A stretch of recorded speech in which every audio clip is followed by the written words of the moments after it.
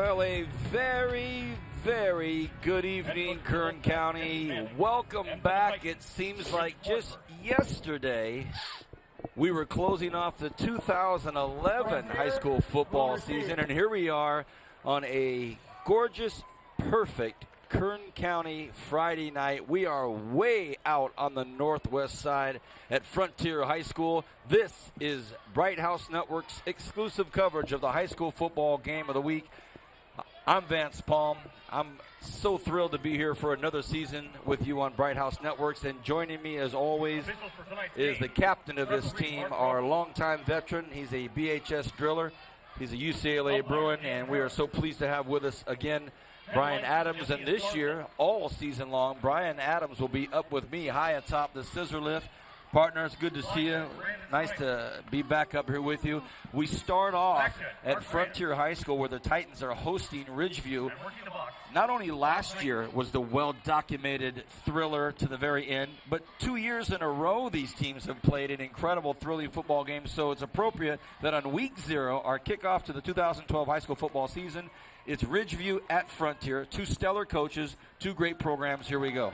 Well, Vince, I think you're exactly right. You're talking about 2 great coaching staffs, experience. They've both been in big games, so there's no different.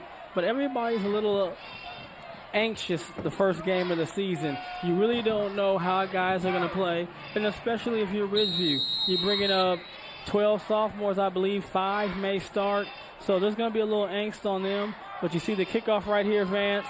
And we're going to see if Frontier's going to get a chance to get it to one of their playmakers. Well, it's a short one. It's taken at about the 20-yard line, fielded by Troy Banks. So Banks, the first football player this season on Bright House Networks to touch the football, and Banks brings it up to good field position. It's going to be 1st and 10 for the Titans, and it's going to be about their own 32-yard line. As always, in any game that we cover, there are a lot of storylines. There are a lot of storylines here, and we'll get to those. But, hey, it's just great to be back calling football again. 1st and 10 for the Titans. First series of the season, and the quarterback, Evan Moore. It's a running play. Ball goes up the middle to Triton Douglas, and Triton Douglas already in the running for one of the best first names in football on the front page of the high school football preview of the Californian, and he's going to be a big, big story all season long. Well, yeah, he is, Vance, and he's going to really get a lot of touches. Big, strong, agile young man, as you saw him make some moves right there in the hole. Again, Triton on the carry. This time he gets swallowed up by this Ridgeview defense, and that'll bring up 3rd and short.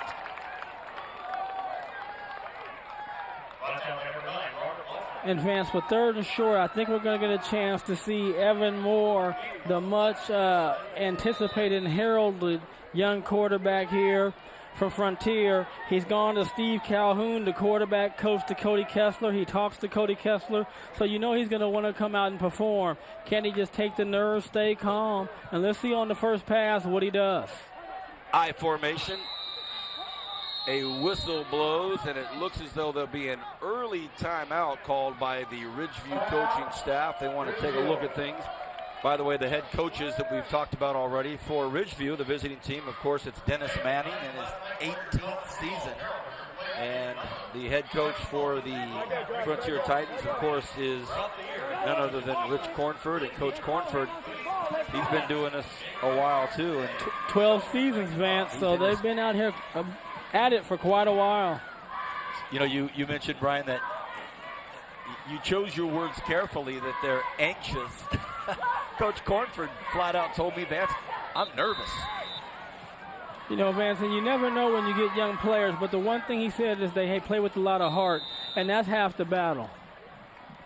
They go out of the I formation. Now Douglas, the one back right behind Moore. Moore hands it to the big fella, and I don't think he's going to go to the air. Not yet. Why would you when you have big number 5 going right up the gut? First down, Frontier. You know, Vance, and I was thinking we're going to see his first pass, but they went with a little quick hitter with Big Douglas and picked up the first down. And then, you know, you might want to do that. Let the game go a little bit before your quarterback gets one off. But I know that Coach Lewis is the offensive coordinator, and he likes to throw, so we know that ball will go in the air soon.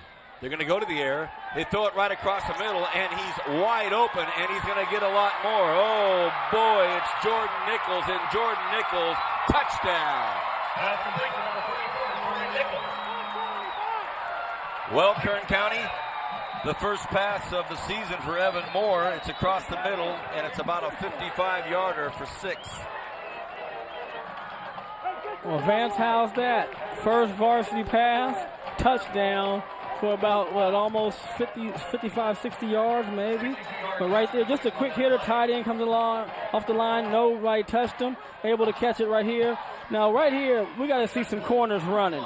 You know, the big fellas is out running everybody, and he just almost cruises in for a touchdown. But great play also, though, by Michael Stillion as he was able – Jordan Nichols, I apologize, as he was able to not only catch the ball but make a nice move and then get some separation.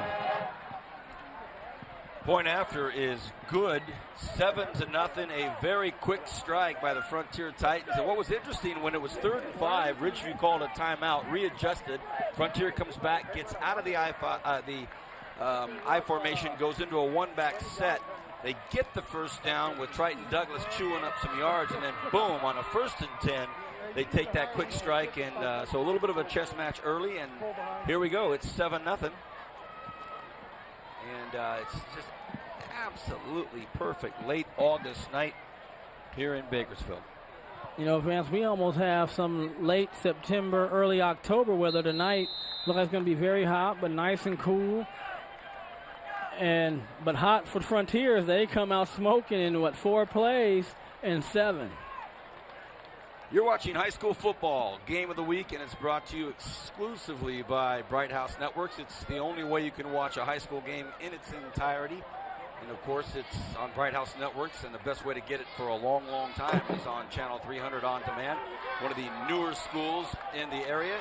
Brand new, pretty new, and a new sound system, beautiful scoreboard. So a fun, electric night tonight here at Frontier. Here we go. And it's kicked into the end zone. It'll be fair caught by Kamari Cotton-Moya. And, Moya Cotton. And I'll tell you what, we're going to expect big things from him tonight based upon his family already carrying the signs. Oh, yeah, they had the signs ready. They said, hey, get us on TV. Let us see the big signs we have. And I think that's the best way to get the game started if you're Frontier against him. Don't give him a chance to return the ball on a kickoff. But he's definitely going to be a dangerous threat to run. But look for him also to make some good passes. He has a strong arm. He's in the shotgun now. Moya Cotton hands the ball off. Look at this nice start of a series. Brandon Tripp, the running back. He's a senior. Moya Cotton's a senior.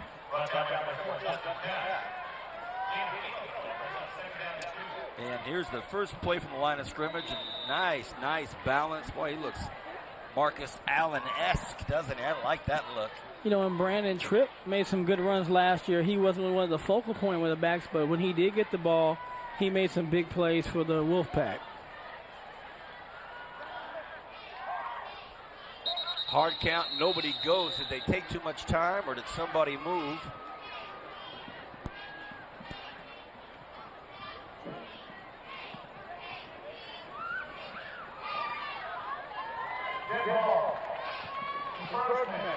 Wow, the defense, encroachment. And the scoreboard said 2nd and 10. I believe it was more like 2nd and 4. So they get the first down anyway on the encroachment. So that's going to bring up 1st and 10. The score is 7-0, as you can see right there. That F is Frontier. The R is Ridgeview. Frontier on defense right there in the blue with their back to you. And here comes the Wolfpack of Ridgeview. And it's going to be Moya Cotton on a keeper, and he's brought down at about the 38. And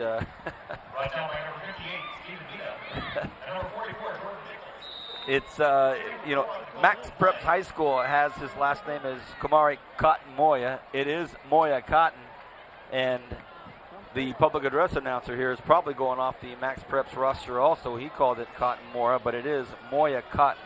And the new sound system letting us know it's here. 2nd and 6, 8:35 left here in this first quarter. Moya Cotton drops back, takes a look, has a man open, and he's wide open, and it's Drummond Persons. And a late flag after the tackle in Titan territory.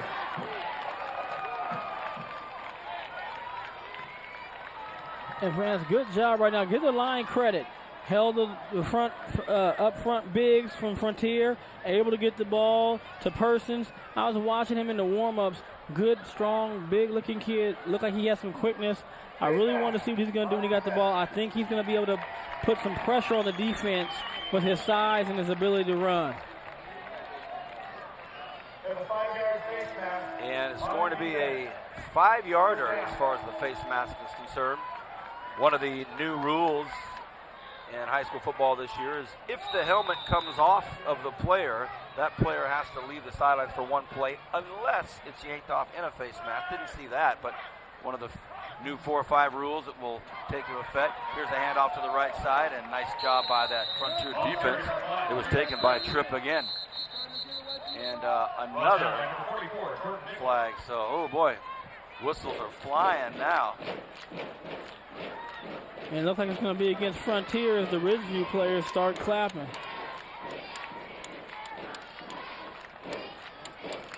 There's no foul on the play. Waved off. 8:11 remain in this first quarter.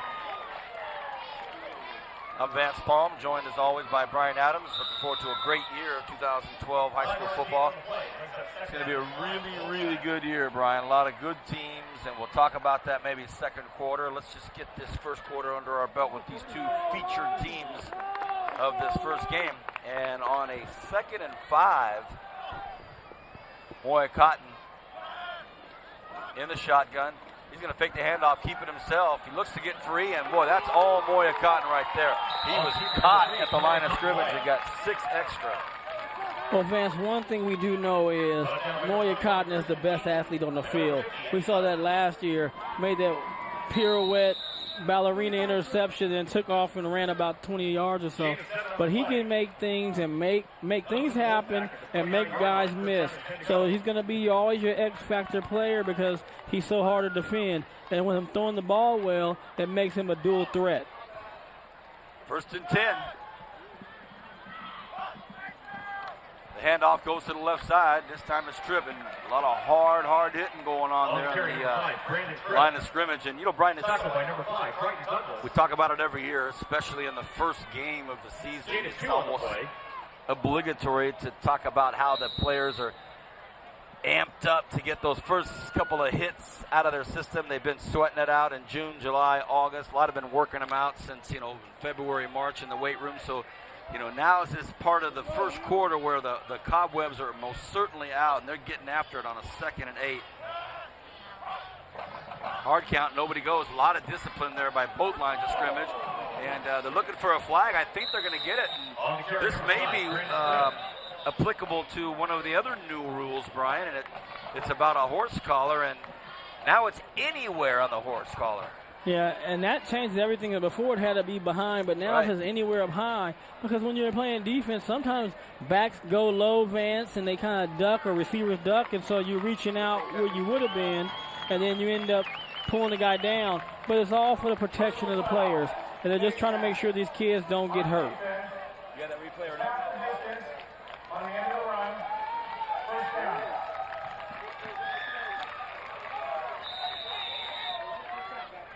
Wolfpack ball at the 13-yard line. 1st down and 10 to go. 6.5 remaining in this first quarter. They are right below us. The camera angle you're seeing is what Brian and I are looking at with our own eyeballs. And it's Moya Cotton. He goes to the left side. Nice job tackling out there. He still gets 5, but I say nice job tackling because it could have been a lot worse. You know, again, Vance, it just looked like he really has nothing going, and he picks up 4 or 5 yards very easy right here. Able to turn it up, gets that right shoulder down, and just runs through the tackle, and he's able to pick up 2 or 3 more yards after the contact.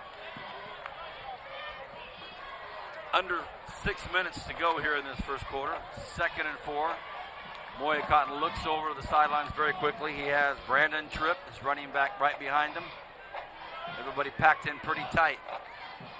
They're going to give it to Tripp, and he's hit hard, and he's brought back, and of course, fumble!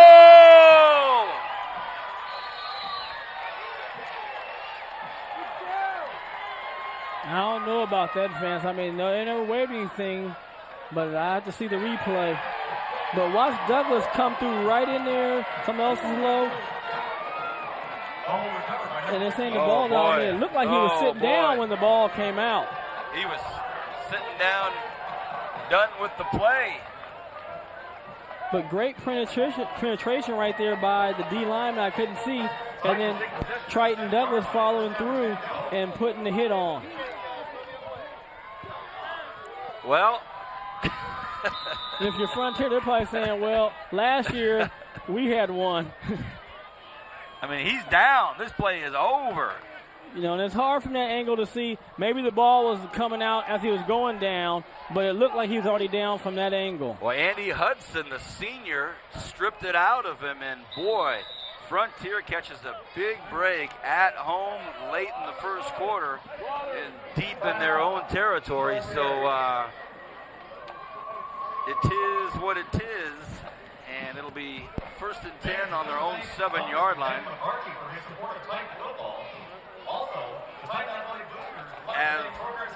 As you've noticed, our first true non-scrimmage football game is taking place today, August 24th, which means we've moved it up a week, which means things are going to finish a week earlier, but that's because there's a new playoff system and new bracket formats, and it's going to be, the regular season is going to be over before Thanksgiving, and we'll get into, the early part of December as we get into playing the Valley Championships, section championships, and then possibly, state semifinals, so starting a little earlier.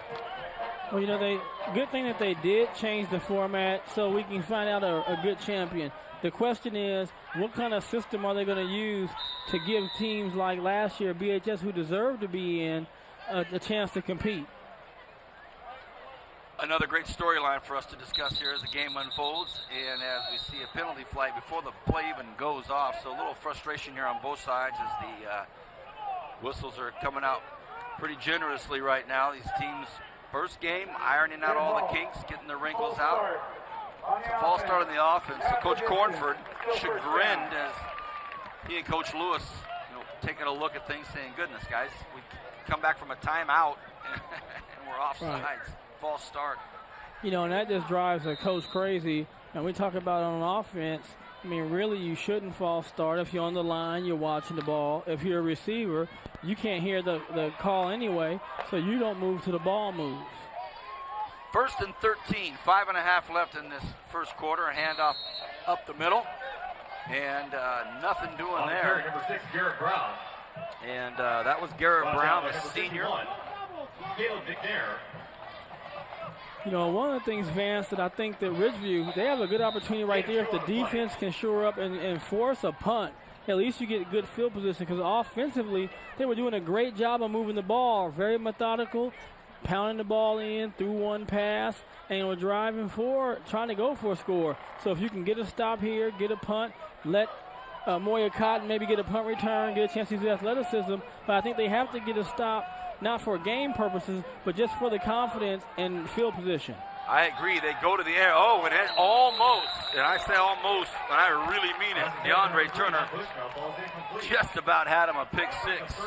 He almost did, Vance, and that's a great read. Way to read the quarterback, read the play. He comes off. He's just a half a second short of him just going and taking it to the house. Here's a great look at it right here. Oh, goodness. Yeah, he almost got that. And then, think about Vance, on those kind of plays, a lot of times you see the first defender tip it, and then that corner come in and pick it too. Here's a big play here, Brian. 3rd and 11, deep in their own territory. They decide to stay on the ground, and Ridgeview said, hey, we'll take that any day. Nothing doing. And it's going to be 4th down. They're going to have to boot On the it. carry, number 4. That's exactly what you want to do if you're Coach Cornford and the defense over there. Hey, you say, hey, we turn the ball over, let's get the ball back, stop them. They have to punt it, and let's see who the punt returner is. That's going to be Dalen Warren. And let's see what Dalen Warren can do. Here's one of those sophomore guys, so you know, first time in varsity. But he said, again, they have a lot of heart. And I think if he gets the ball, let's see what the young fella can do. He's standing at the 50-yard line. I would imagine all of 15, 16 years old. And here comes the boot, and he might have a chance to do something with it. He fair catches it. Nice job, young man. 43-yard line. That's a good decision. And the Wolfpack will start already in Frontier territory. High school football game of the week is exclusively on Bright House Networks. We're way out on the northwest side at Frontier High School. We have a perfect half moon tonight. And next Friday night, Brian, Harvest Moon. I don't even know where we're going to be, but you beat me to it. You beat me to it. I've been with you a long time, partner. I know that's your favorite moon. Kern County, we will have a second full moon in 1 month next Friday night, and it's called the Harvest Moon, and it's going to be a dandy. I guarantee it. Moya Cotton, bootleg to the left side, unloads down the left side of the field, the far side to you and I, and incomplete, but it looked good. He looked poised. He was getting chased down by Douglas, but still, he let it fly. Yeah, he stayed in the advance, wasn't panicking. You know, and his young sophomore got caught up a little bit when he was trying to go out. Good job for the Frontier defender. Couldn't see who it was. He rode him to the sideline. Then when he turned up, he never saw the ball, so he couldn't find it. But I liked the play.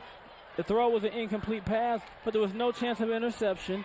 And the only person that could have got it would have been your guy if it had been close. But I like what Ridgeview is doing. They have confidence in their line. Line's doing a good job. And let's just see if they can get something going again. 2nd and 10. Hang on. Shaquan Bain said, I'm out of here, but he got busted. And we know now it was a pass play. That was a 2nd and 10, 2nd and 5, no, a 2nd and 10 pass play. He was long gone. You know, and he was ready to go. And our camera was on him, too. He's going to watch this tonight and say, they got me. All right, 2nd and 15. 3:50 remains here in the first. Moya Cotton, the quarterback for the Wolfpack, and right behind him is Brandon Tripp. Both seniors. Moya Cotton takes a look, stands in there, delivers it. It's deflected, tipped up, and intercepted. Exactly what our captain, Brian Adams, just talked about. The ball is down at the 50-yard line, but it's exactly what you're talking about. Tipped up by the first guy, hauled in by the second. An assist. And that's the easiest interception you're going to get as a corner right here. Now, right here is open. It's just overthrown. And what happened is Douglas come underneath, forced the ball to be high. And one thing you have to do, when you're playing a receiver, a lot of times, I didn't learn this until I was in college, is you have to read when you're running. And when the receiver came in advance, he covered himself up. If he stays out a little bit, it has a better chance for a catch. But the ball goes high, you're trying to keep it over the linebacker. It's tipped up, the old tip drill. And like I said, easiest interceptions you can get as a corner. Picked off by Troy Banks. Banks with his first interception of the season. 1st and 10. The big fella, Douglas. Nimble. On the carry, number 5, Frank Douglas. And then very difficult to bring down, so a double whammy for anybody that's going to try to tackle Triton Douglas. On tackle, number 9. And man, I like the idea of going to Douglas, but I like to see him going more up the field. I think when a big fella goes to the sideline or towards the sideline, advantage becomes to us some of the smaller players. But when he goes up the field like he's on that first run and that run he got for the first down, he's just going to hard load and a hard chore for the Wolfpack. He plays on both sides of the football. He's a linebacker as well, so he's just always around the football. It gives him a great sense and feel for what's going on in the field because he's around the center of the action at all time. I formation now, Brian. Now we got Justin Cash way back there looking for a handoff after some lead blocking maybe. No, they go to the air. Not much there. It's a completion, and it's caught out there by Yazmeddin.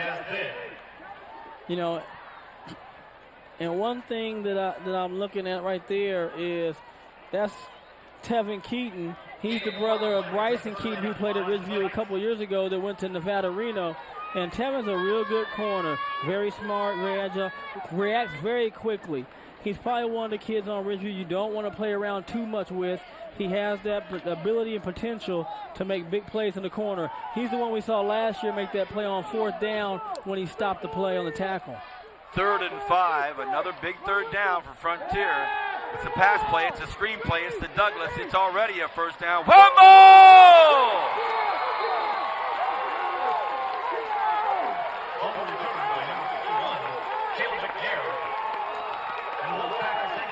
Caleb Vicknair scoops up the football, but it was a big hit.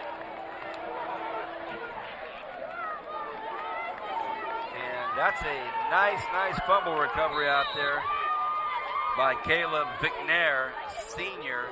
I don't know if you know the replay, but I like to see who made the pop. I saw big Robert Watson in there, and, you know, he's a load and then a heck of a player.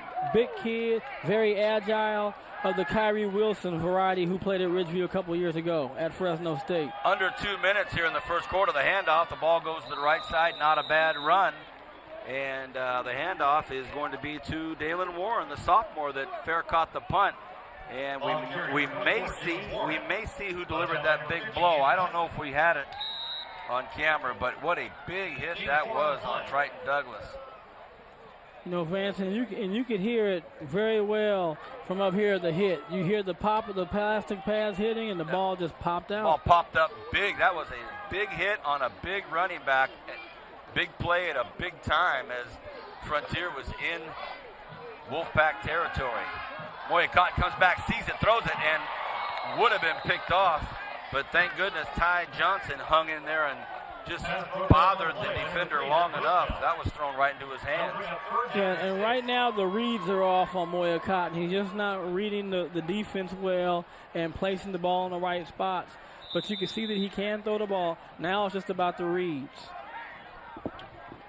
3rd and 6. It's been a really good first quarter. 7-0. Frontier scored on their 5th play, I believe. But it's been a good football game so far. A nice first quarter. Both teams have had some good plays. And 3 receivers split way out to the left side. Moya Cotton doesn't have a lot of protection. And he has a man open. Do they catch it? Is it complete? No, they say no.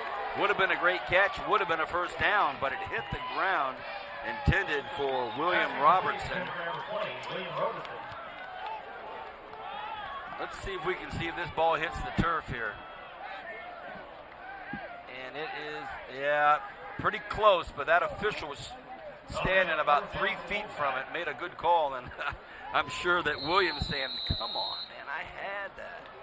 You know, in Moya Cotton, one thing I have like Vance, the last 2 throws he's thrown, he's tapping himself in the chest, and he's telling the player, hey, that one's on me. That's a tough throw. He's rolling left, tries to pull up and throw it back, but he just didn't have enough on it. But again, that was a better read, Vance. He saw it open up, he found the open receiver, now he has to make the play. I think as he starts to settle down and gets going, I think he's finding some places he might be able to do some damage against the Frontier. Brian, he makes that completion, and that's a 20-yard gain. And had he hit him on stride, it could have been even more. So he's just, like you say, just a little bit off. And we have a timeout called with 65 seconds left in the first quarter by the Frontier coaching staff on this punt. I don't know if they think maybe this early in the season at this field position, Ridgeview might, try to fake a punt. I don't know, but call a timeout. But, they know each other well. They've coached together, these coaches. So one of the things is he might know something. Hey, Manning might try something on us. Manning is known from time to time to take a chance or two.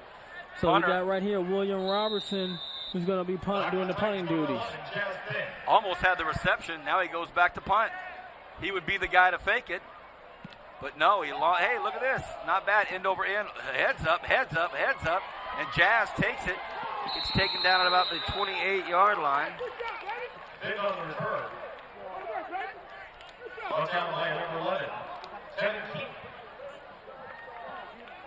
Now, I like right there that he fielded the ball. Took a chance and caught it, stayed calm, knew guys were around him, and was able to pick up about 3 or 4 yards.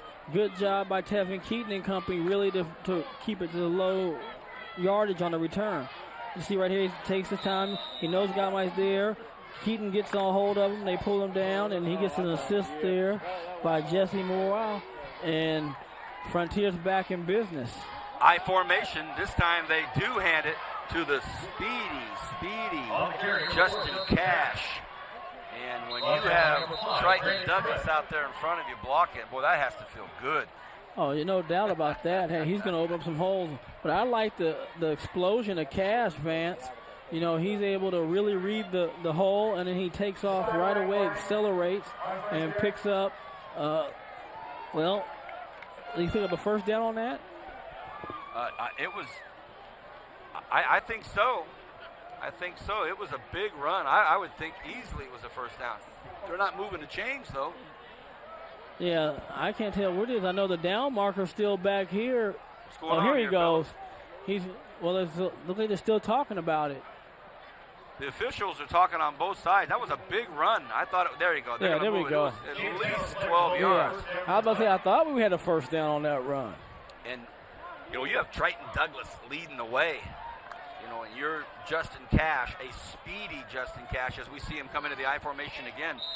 You know, this is a really potent offense here. Evan Moore's the quarterback. Triton Douglas right in front of Cash, and they go to Cash. And Douglas falls down, gets back up, and makes another block. So a lot of great blocking going on up there. And Colton Foster, another big lineman up there. Evan Kasarev, another big lineman. Look at big Colton Foster, 6'4", 275, number 56, right in front of our camera. There he is on the far right side there. Yep. Big old boy. You know, Vance, that was a great tackle right there by Robbie Watson. Wide open field against a nifty, nimble guy. I was able to wrap him up and put him down for only a gain of 2 yards. We go to first quarter. That's it. First quarter under wraps here, and it's 7-0 Frontier. Back in a moment on Bright House Network's high school football game of the week.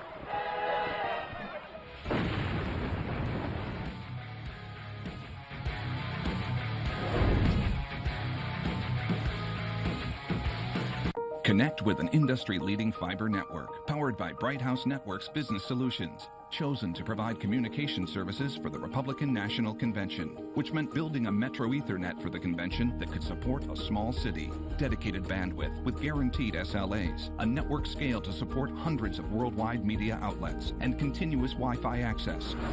We connected Tampa to the world. Imagine what we could do for your business. Bright House Network's Business Solutions. Remember their first sleepover? They called just to say goodnight. Then it was the curfew call to let you know they were on their way. Now they're on their own. And with Bright House Network's home phone, staying in touch is just a phone call away, anytime, anywhere. Add home phone for as low as $10 per month and enjoy unlimited calling, plenty of free features, and proven reliability. So you can call just to say hello. Learn more at brighthouse.com/phone.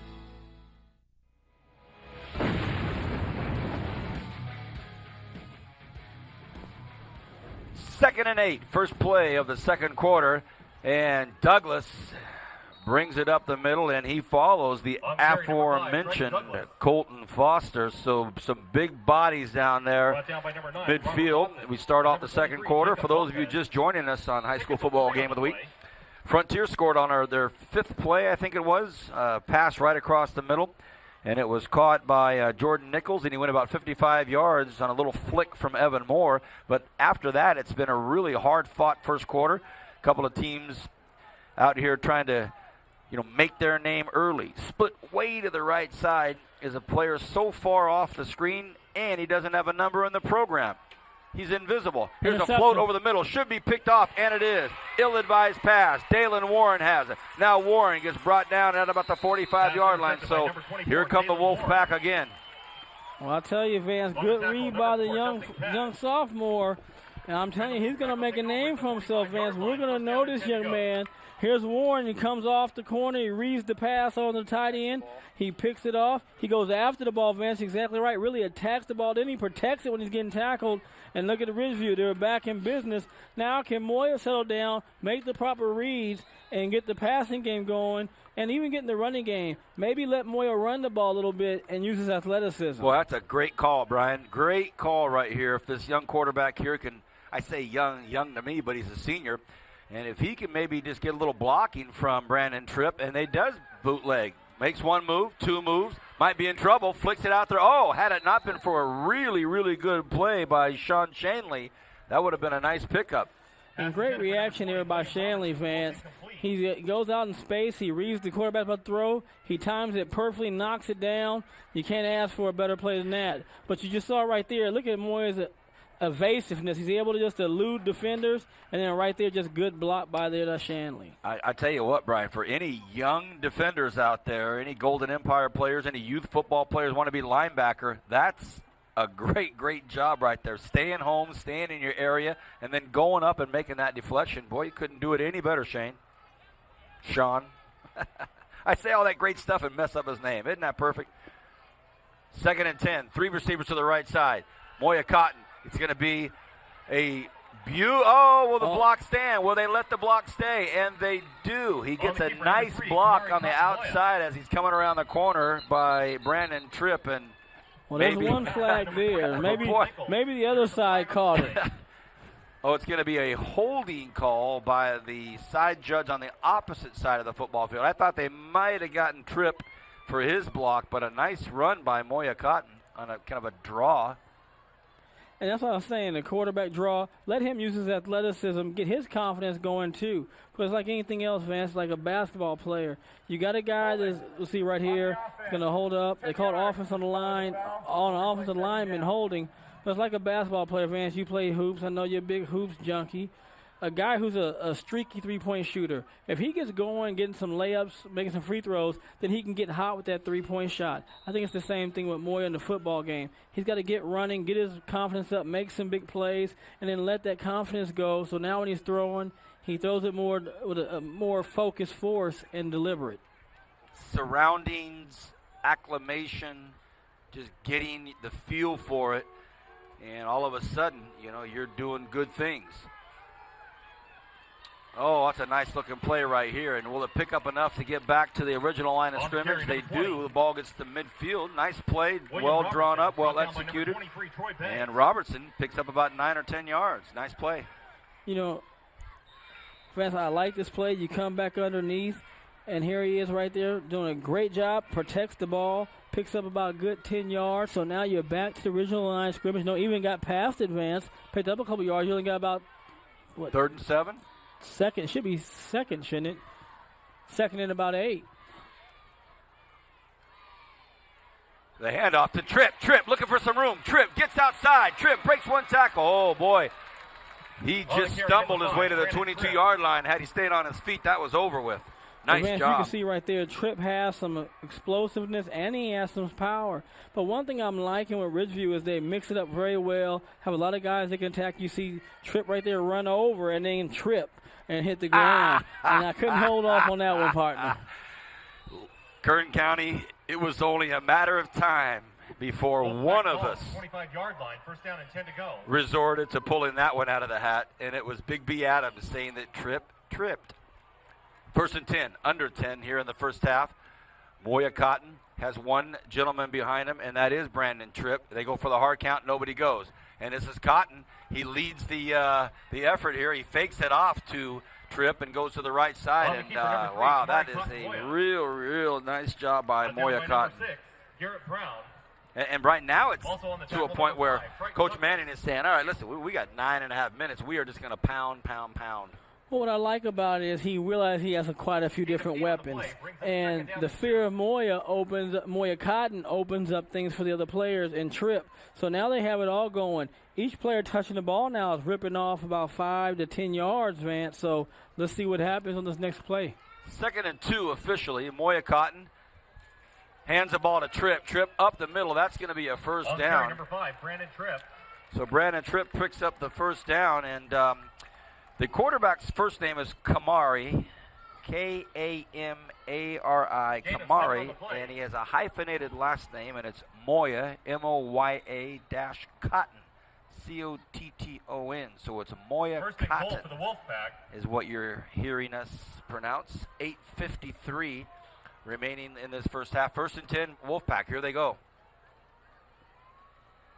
Looks to his left side, throws it out. It's complete out there. Caught by Ty Johnson. His knee went down, so nothing doing there. But got another throw under his belt. On the reception, number 15, Ty Johnson. Yeah, that, and again, nice safe throw, easy completion. Unfortunately, Johnson slipped on the catch and hit the ground, so they lost some yardage, actually about 4 yards. It looks well, it's going to be 2nd and 14.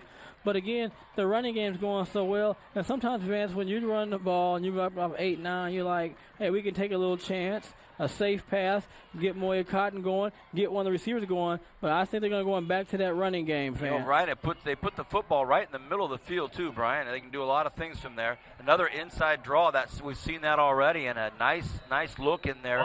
The ball gets inside the 10-yard line, so at least they reposition the football right in the middle of the football field as well. 23, Troy Banks. Smart play. 5 on the play. Oh, I like it. You know, and I think right now, I don't know what they have in the system. You see Coach Manning, but anything you can get everybody going one way, and then Moya Cotton rolling out the other way, put himself maybe one-on-one with the defensive end and have a receiver out there and see if he can't make a play, either make the pass or make the run and go in. Really nice blocking up there. Good job by Noe Delgado, one of the senior linemen up there. And this is 3rd and 9, big play. And it's going to be Moya Cotton. Moya Cotton looks to get in. Fumble! Will it be a touchback? Will it be a touchdown? Will it be on the 1-yard line? Cotton Moya. Tackle by number 58. Oh, goodness. Stephen Maida. What a crucial play here with 7:13 left in the first half. The hard work by this Wolfpack offense to get this close, and they're going to say, I believe the frontier ball. Yeah, just looking at. Fumbled before crossing the goal line. The ball then went into the end zone and out of bounds. That is a touchback. That's a good knocked call. out about the 3-yard line. That's a great play there. I can't see the number of the defender. Got to see it again, boys. Looks like 68. Titans will take possession at the 20-yard line. Or 58. To go with 7:13 in the second quarter. See right here, you're going to cut up field. Great pursuit, knocks it out about the 3-yard line. Ball goes across the end zone, so it's going to be a touchback, and that's Stephen Meta. Did a great job right there of coming across as Moya looked like he's going to score. Oh, it was a touchdown. There was no question it was a touchdown. Had he hung on to the football, wow, what a story. What a story. 7:13 remaining in this first half. Now the Frontier Titans have a lot of time just to kind of grind this thing out. They go right to the air, and it's a risky pass way out across the football field. Tevin Keaton, as you mentioned before, is out there defending. And had he had a jump on that, that could have been disastrous for Frontier, but it was low enough.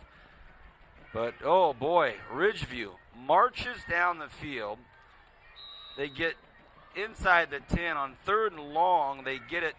The ball was going across the goal line, and doggone it, fumbled into the end zone, touchback. So here comes Frontier on a 2nd and 10. Such is life with this crazy game of football. Drop back, nobody there. Little one-hopper from Evan Moore out to Jazz Thind. His first name is Jazz Mitt. Pass intended for number 11, Jasmine Thind, falls incomplete. And just like that, Brian, brings up 3rd and 10. Boy, that didn't take long to get to 3rd and 10. No, it sure didn't, Vance. And right there, Mikael Clayton, he got good pressure, forcing the ball to be thrown early. And, you know, Vance, think about the Ridgeview Wolfpack. 2 times they've been in the scoring zone, fumbled the ball. They could easily have put 14 points on the board. And I don't think that Frontier has really been able to take advantage of these mistakes. You're looking at a football team in Frontier that's dodged a couple of really, really sketchy situations, and now they're going to go to the ground, and let's see if Ridgeview can come up with a big tackle to hold it back. And it looks like they might have gotten very, very close to a first down. Ooh, boy. Brought down by number 4. And they did. They picked up a big first down right there. Results in a first down for the Titans. Vance right here, Cass does another good job of using his speed and agility. Able to get outside and pick up the first down right there, Vance. Boy, that's a good look from our cameraman, Carlos. Is that Carlos Anguiano, fellas? Carlos Anguiano. Back for his 37th season with Bright House Network. Hasta bien.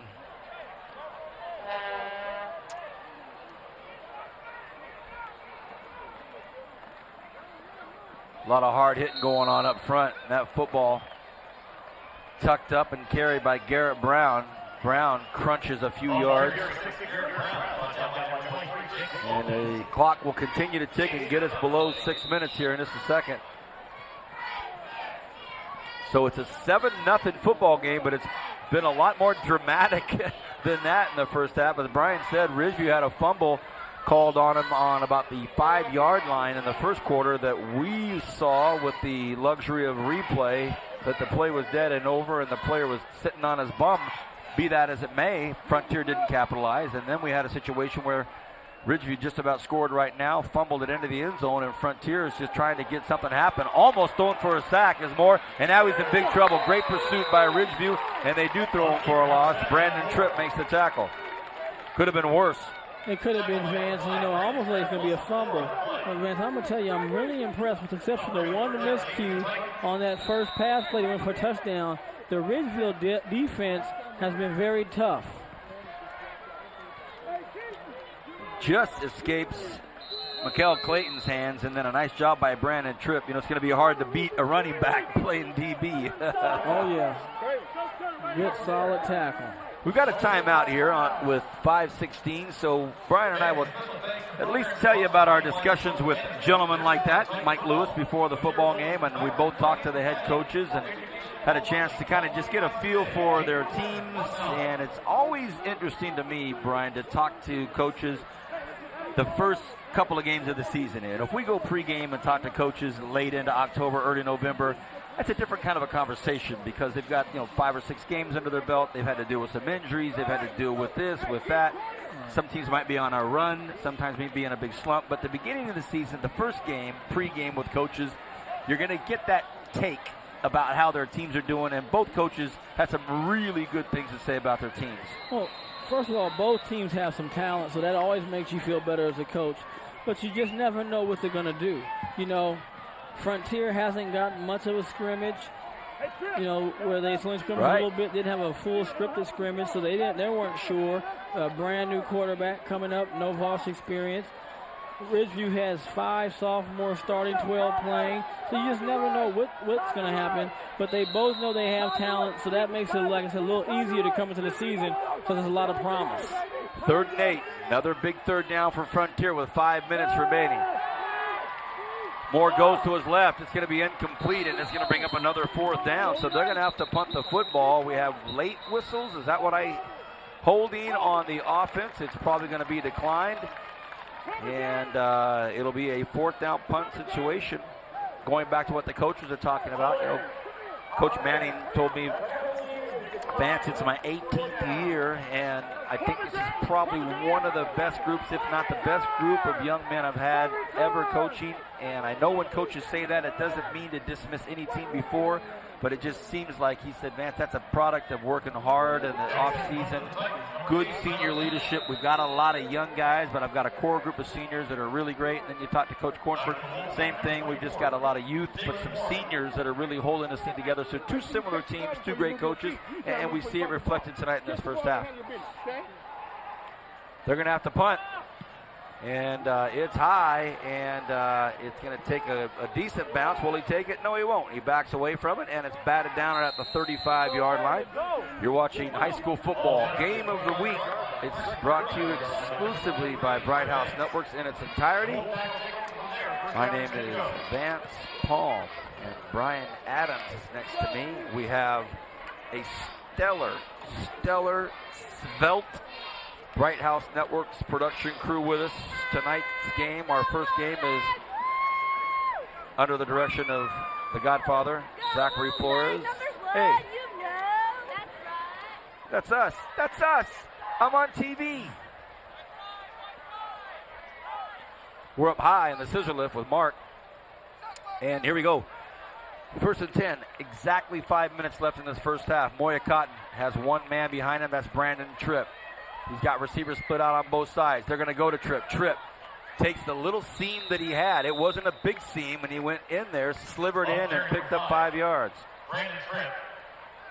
Yeah, that's just a good run right there by Tripp. It doesn't look like much, like you said, Vance, but because he hits the hole so hard, he's able to get right through this crack right there. There's a one little slide off. Good tackle, but he's able to pick up 5 yards before you know it. Was a good tackle, and both defenses tackling very well for week 0. They're wrapping up. 2nd and 5. They're going to go to that inside look again, right down the hash marks, and gets it to about the 42, 43. Now time is of the essence. It's 4:12 and continuing to tick.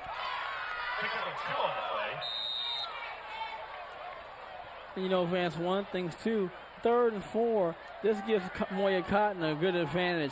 He can either be a threat as a runner or make a little short completion. I think the Ridgeview fans are looking for that as well. Maybe a little bit more of an option here. And we see it. Can he get some downfield blocking? A good initial containment out there and an initial hit by Jordan Nichols. Look at this junior linebacker, number 44, Jordan Nichols. The tackle was made by Hudson, but that initial hit was by Jordan Nichols. Tough kid. See right there, good job. This time they don't get fooled by. Good Boom. job by the corner making it come up. Good pursuit by Nichols, and then was it Triton and the guys came through and finished him off. Look at this, Brian. 4th and 1. Tripp gets hit hard. Will he get it? Will he get it? Will he get it? They're going to say, the Ridgeview kids, that he last-ditch effort. Frontier's fired up. They're saying no dice. Well, it's all about that foot, Vance. What foot he uses to mark that ball. Ridgeview's not budging. Frontier, they're not budging. The officials take a timeout, and they took the football to the far hash, but Ridgeview was lined up on this hash, and they said, hey, where are you taking the football? We're ready to go. It's hard to see from that angle how far he got, Vance, but it's going to be very close. Right there, but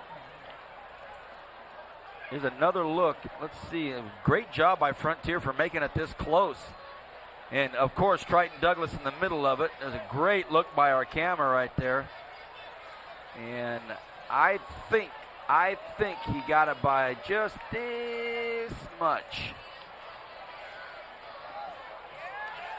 No! And ball short of the first down, and the Titans take over on down. Well, 2 big defensive plays on 3rd and 4th down by the Frontier defense because they knew they were running the ball at them. The last series, they just basically ripped them up, shredded the defense. But way to come back. Coach Cornford coaches that defense, and way to respond in big-time plays. A battle taking place out here at Frontier High School. Go, Lucas! 3rd quarter, we'll talk about some of the Week 0 matchups taking place. And let's see if Frontier can get something going. Evan Moore behind center, I formation. Douglas is who they ball fake it. Moore takes a look, throws it out, and it is a fantastic catch. The concentration by Jasmine Thin. That is some serious focus right there. There was a lot going on for him to make that catch. Oh, it sure was. Ball's thrown out in the out. It goes from almost being picked to a catch. So great concentration right there. We've seen Jazz really do some nice thing with those hands already. This time it's Triton Douglas. He gets wrapped up at about the 32-yard line. And as far as timeouts, Frontier has 0. Coach Manning and the Wolfpack have 2. And with a 2nd and 8, probably hoping to see if he can make a stop here and then call a timeout. You know, I think that's exactly what you're talking about. Depending on how much time is left, Vance, whether you're going to try to push it, just go in and try to be down 7-0 or try to take it down and score. But first thing first, you have to get the Frontier offense off the field. Right. I formation. Moore takes a look at it. play action. He wants to go to the air. He throws it up here. It's looking good, and it is, just out of the reach of Justin Cash. So that stops the clock with 2:20, and it'll bring up a 3rd and 8. Oh, this was close to being a touchdown. There. Does a good job of looking off the safety going the other way. He's going to come back to his right, and then just a little more air. And good job, too, by the defender. He bumped him enough, took him off his route just to slow him up. Only thing you do on that is try to lay out, Lynn Swan style. Now, these young people ain't going to know who that is, man, so we're talking about that. But Cash could have had himself a highlight catch. It's a screenplay, and it's going to go to Douglas, but well read and well executed out there. Big tackle by big Robert Watson. So that's going to bring up a 4th and 7. And will they call a timeout? And they do, finally. About 7 or 8 seconds went off as they were barking at the officials for that timeout. Well, I'll tell you right there, Robbie Watson's playing a big-time game, a linebacker for Ridgeview as the 6'1", 235 linebacker. I had a chance to work with this young man a few years ago. Very good kid, great attitude, great work ethic, and the kid's a good student too. But he's playing a well of football game so far, Vance. I mean, his ability, his nose for the ball, he's making a lot of plays. Well, here we go. It's 4th and 6 with 2:05 remaining in the first half. Frontier's up 7-0. They received the kickoff, by the way, so it'll be Ridgeview getting the football when we come out of the halftime break. Whether that means anything or not, I don't know, but here they come. Oh, they're going for, looks like a field goal, Vance. Ooh. Nice. This is a good spot, too, for a fake field goal. They've had to methodically drive on you. They haven't had any big plays. If you don't get it, Vance, make them drive the ball 70 yards. Tyler Kempka, the senior, is going to go for a 48-yard attempt. The hold is up, the kick is up, and it is good! A 48-yarder. And that was about a 48-yard and 1-inch field goal. He got it. He got exactly what he wanted. And he couldn't hit any better than that, Vance. He gave it all he could, and all he could was all he needed.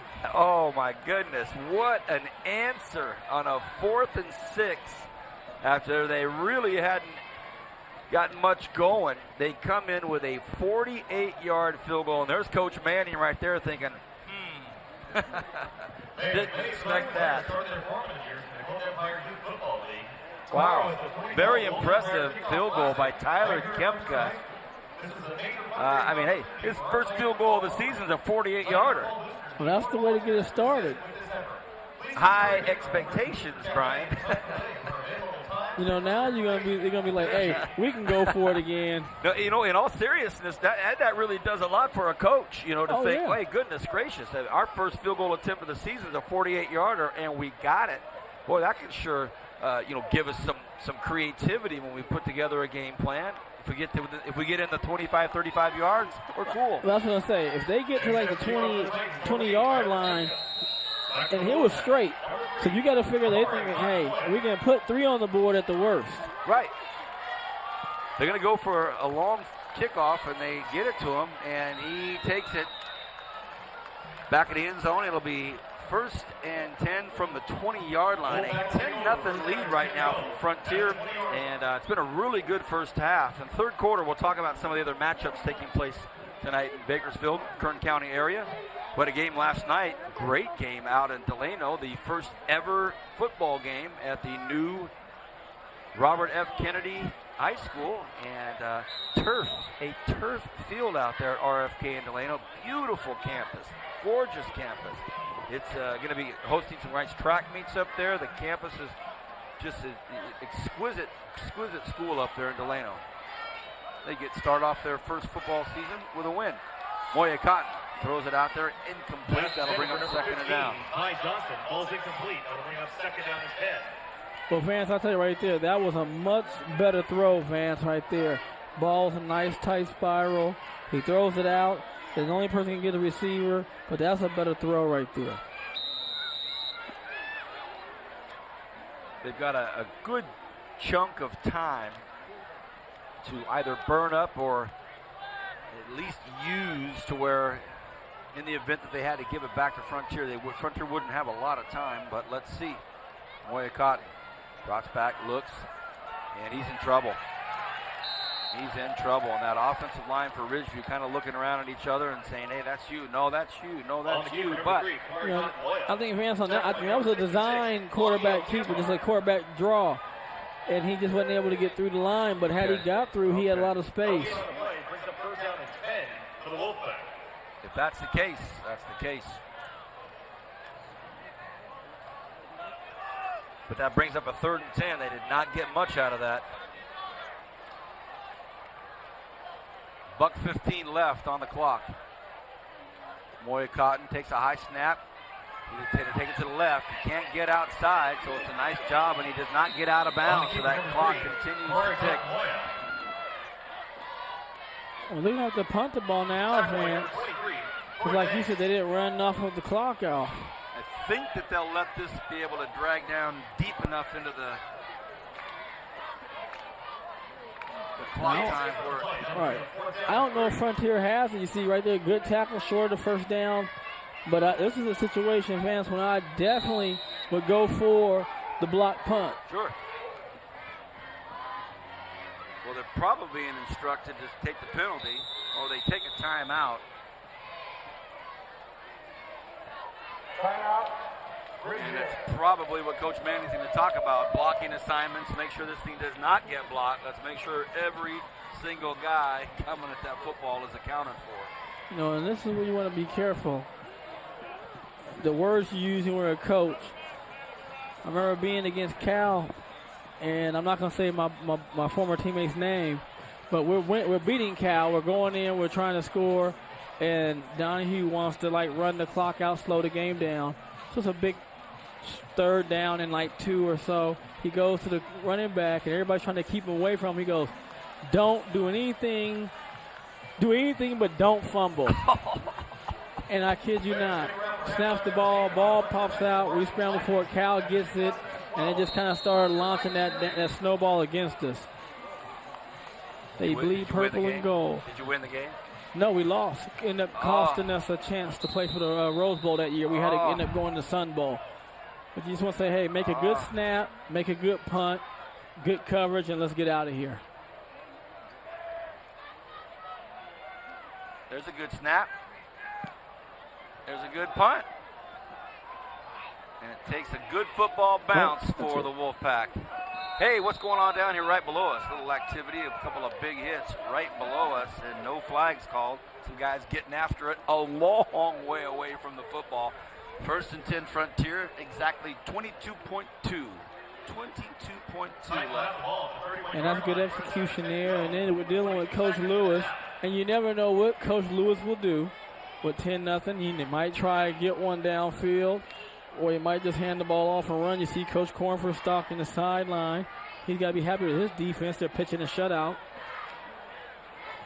We talked about this last week, as looks like Frontier's just going to get out of here. And that'll do it for the first half.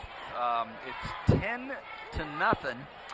Frontier over the visiting Wolfpack of Ridgeview. It's been a really good first half. We have a lot to talk about when we come back in the 3rd quarter. A lot of storylines. We'll talk about the other games taking place tonight here in Kern County. You're watching High School Football Game of the Week on Bright House Networks Bakersfield. Back in a moment with the 3rd quarter.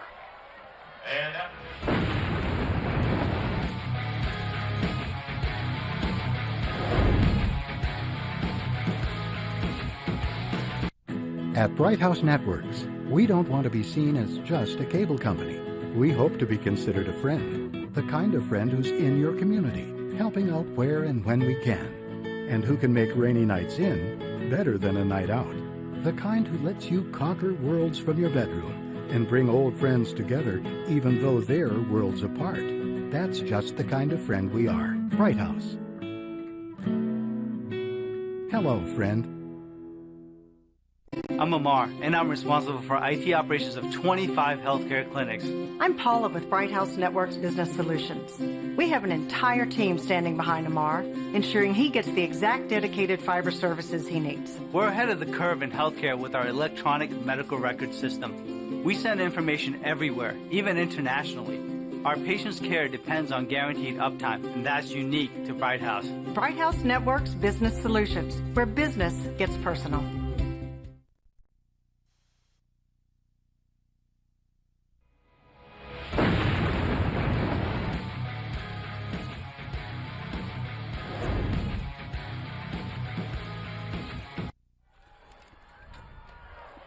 Welcome back, everybody. Third quarter, as promised, starts off with a big booming kick. And that kick was made by Tyler Kemka, who just a few moments ago kicked a 48-1-inch field goal to make it 10-0 as we start the third quarter. Bright House Networks High School Football Game of the Week. I am Vance Palm, and I'm joined, as always, by my longtime partner, Brian Adams. I'm an Arvin High Bear. He's a BHS driller. So we're two local guys loving the high school football vibe on Friday night. Can you believe it's football time already? Here we go. Third quarter. Ridgeview had a lot of opportunities in the first half. Couldn't capitalize. Moya Cotton hit hard. Able to stand up. Able to stay up. Able to dodge a couple of big hits. And I don't know if he gained any yards, but he wasn't thrown for that big 10-yard loss that it looked like was inevitable when he took the snap. I'll tell you, Vance, he definitely is hard to tackle, Vance. You know, one thing about him is he keeps his head up. He's very elusive, and he's very strong. I think what people don't realize how powerful a runner he is. He's able to run through tackles, make guys miss. Yeah, he lost 2 yards, they say, so he did lose 2 yards there. And got a couple games I want to talk about tonight when we get a few minutes. As we get into the middle of the third quarter, we'll kind of bring out some of the other games taking place. It's week 0, so on the carry, number 20, William Robertson.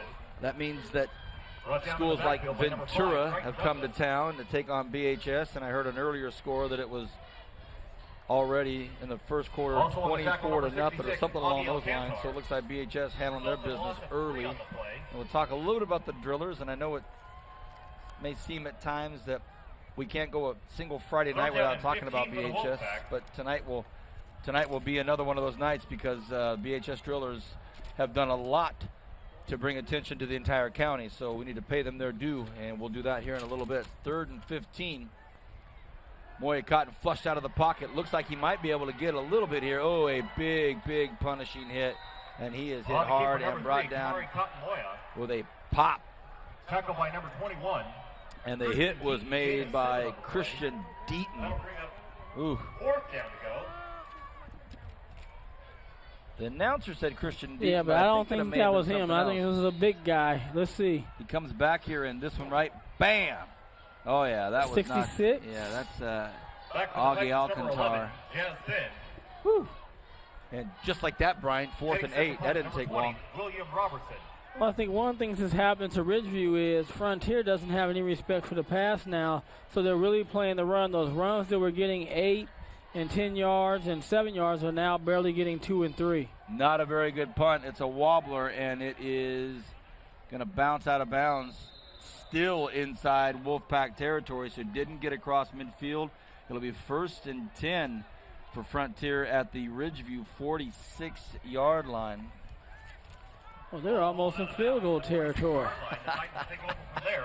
Hey, we talked about that. You know, now they know, hey, this young guy can kick a 48-yarder. I mean, they knew that, but now they saw it happen in front of their own eyes, so it's another option. 9.5 remaining in this third quarter. We're just underway here in the second half as Frontier breaks out of the huddle on a perfect late summer Friday night. And the handoff goes up to the middle. Nothing happened. Triton Douglas swallowed up there. Brian, a couple of games that we want to talk about tonight. Bakersfield at Ventura. We heard early that in the first quarter, Bakersfield was already up at Ventura 21-0. So we'll talk about the drillers in a few moments, maybe at the first timeout we get. But another, interesting game tonight will be East at West. You've got Coach Thorpe over there in his second year. Coach Camps in his first year at West. So kind of a spinning roulette wheel of coaches. Interesting matchup between the Blades and the Vikings.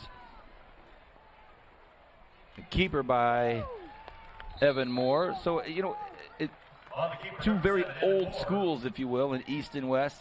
Newer coaches, but well-known names. Yeah, they are. Both coaches have been around. They've had success around this area. And they're at schools where they're trying to rebuild days gone by. For West, it was the recent days of Ryan Matthews and A.J. Jefferson and those guys. And but prior to that, it was in the 80s, late 80s and early 80s when they were very successful.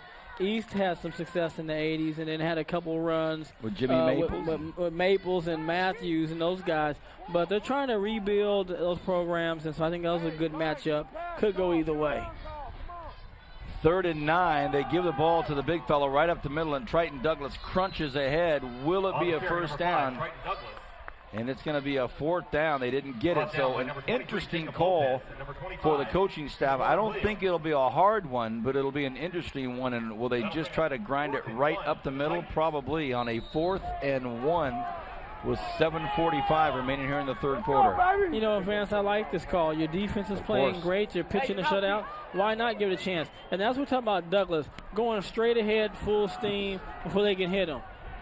He gets more than the first. Look at the big fella turning it up. Triton Douglas, will he get to the end zone? Fumble!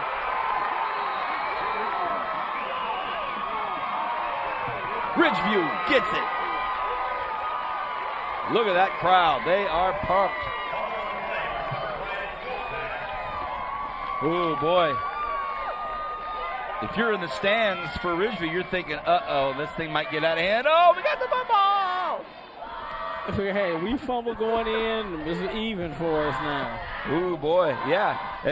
At least Frontier gets to, start a defensive stance on the 3-yard line. And right here does a great job getting through the line, but right here, see, the ball's not secure. And that's Campbell. Keaton. Tevin Keaton. How can I know Tevin? He's been with me since he's in the 8th grade training, so I should know Tevin. But I call him kickball. But Tevin Keaton right there with the strip.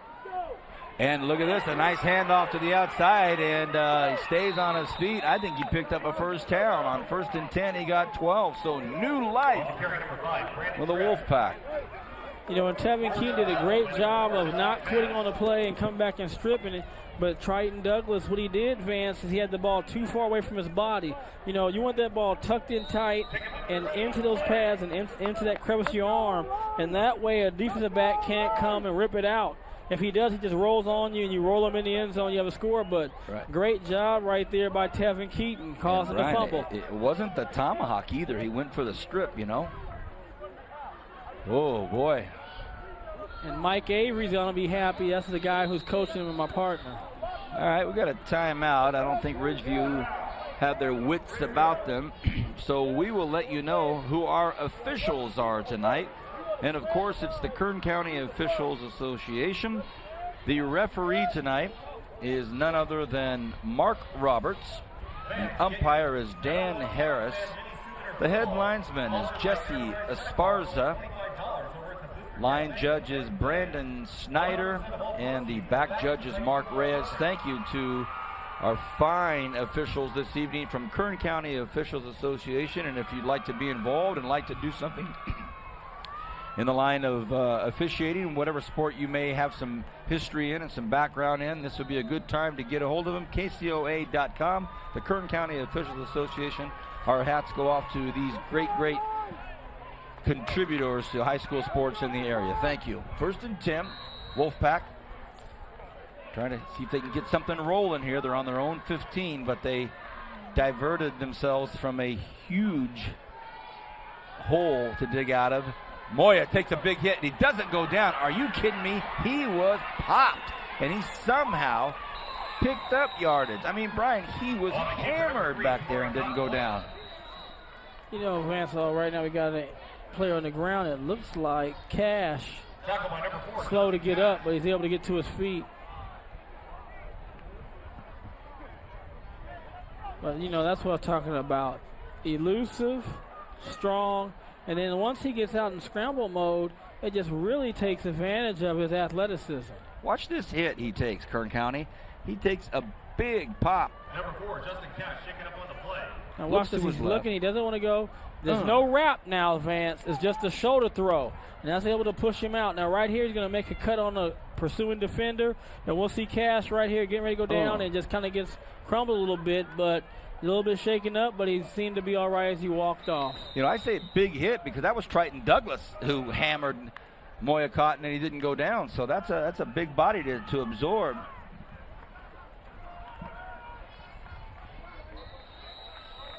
And right there is a good pickup, good running play by Tripp.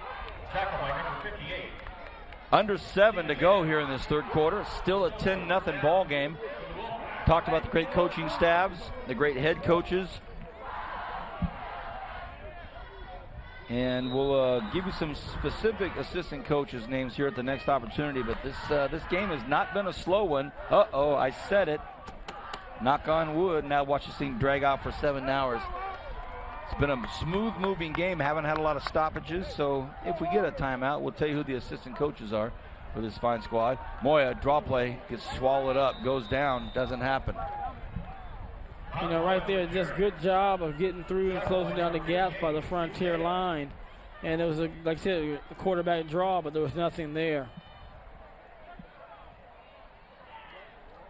Next week, not 100% sure where we'll be yet. Some really good games in official week 1. Some really nice football games. We'll make that decision, and best way to find out is to get on TV and watch us. Say, oh, that was a good game they picked. 2nd and 8 in the shotgun. Nobody back there with him, so either he's running or he's, it's going to be 3rd and 13. Oh, yes, sir. And two linemen moved. Yeah, you see more of that. What you guys doing? Where we going? Well, 2 of them moved, which makes me think that there was, there was obviously a communication problem, but both of them moved at the same time, so maybe that side of the huddle didn't hear it. They must have missed it all on that one, Vance. I guess you have to tweet it. Everything wasn't the paper. You got to tweet it to get it. Mark Sanchez, the Jets quarterback, gave some advice to the young rookie. He said, when you come into the huddle, tell me your spot and be quiet. 2nd and 13. Shotgun. Moya takes a look, flicks it out to the right side, bobbled for a second. And that's Persons who pulls it down, steps out of bounds. 3rd and long. You know, we haven't heard from Persons in a while from that first catch in the first quarter. Now, I thought he was a guy they might be able to get the ball to, Vance, and get going and be able to make some plays against the Frontier defense. And Cash is back in the game, so that's good to see.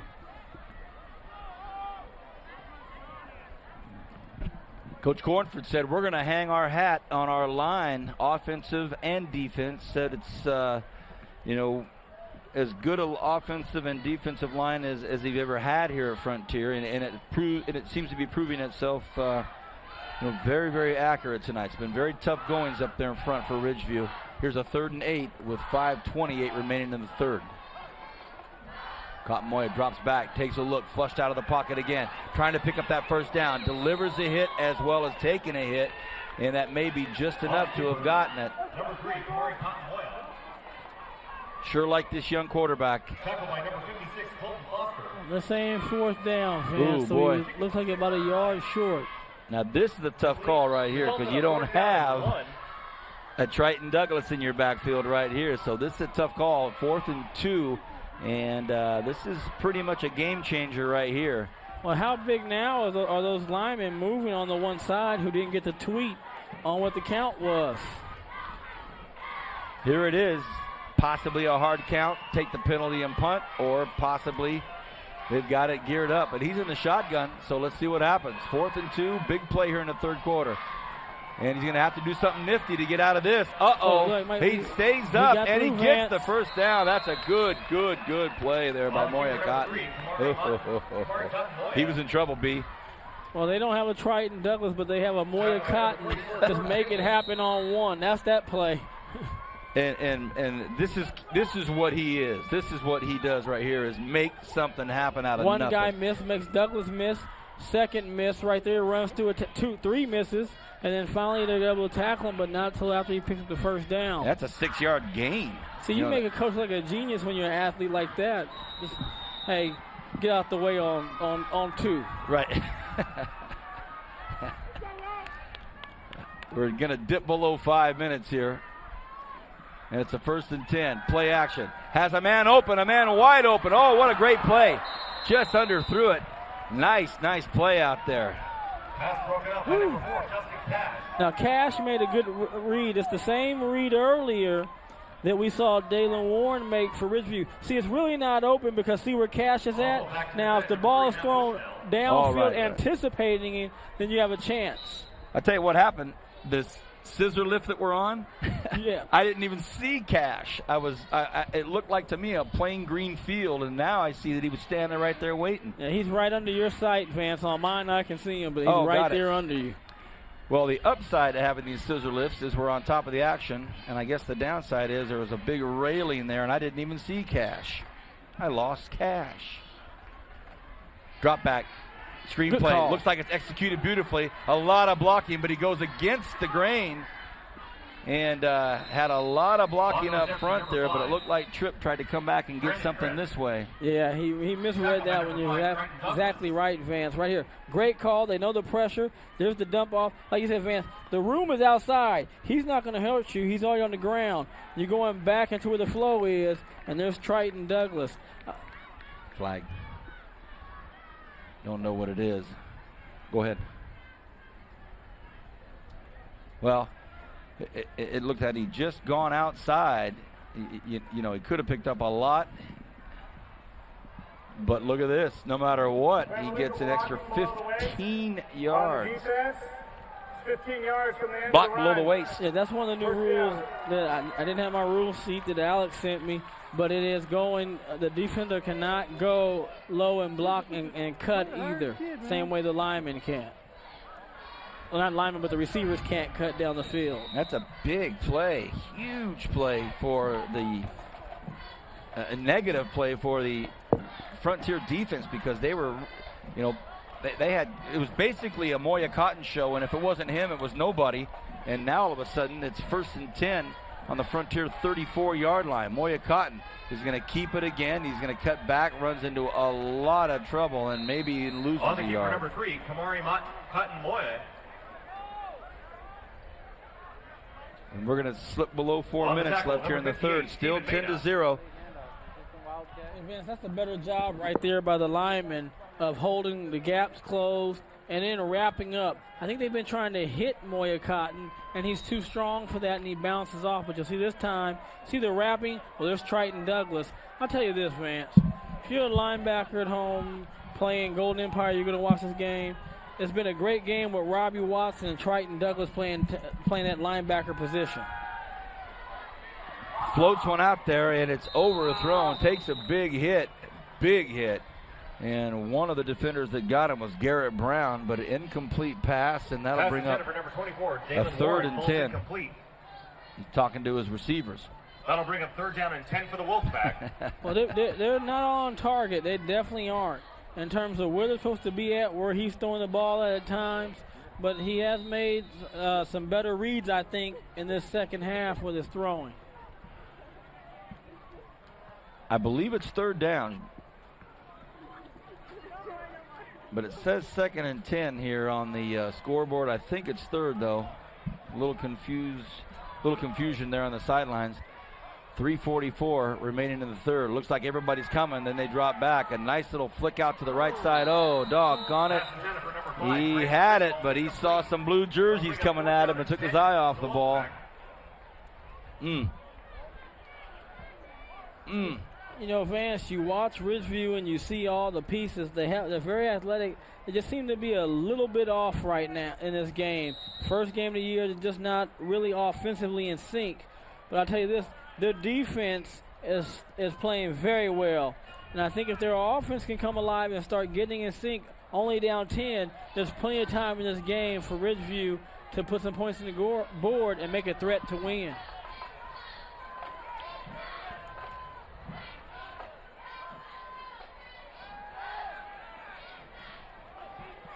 And it's intended out there for Drummond Persons, and it doesn't happen, and it's going to be a change of possession.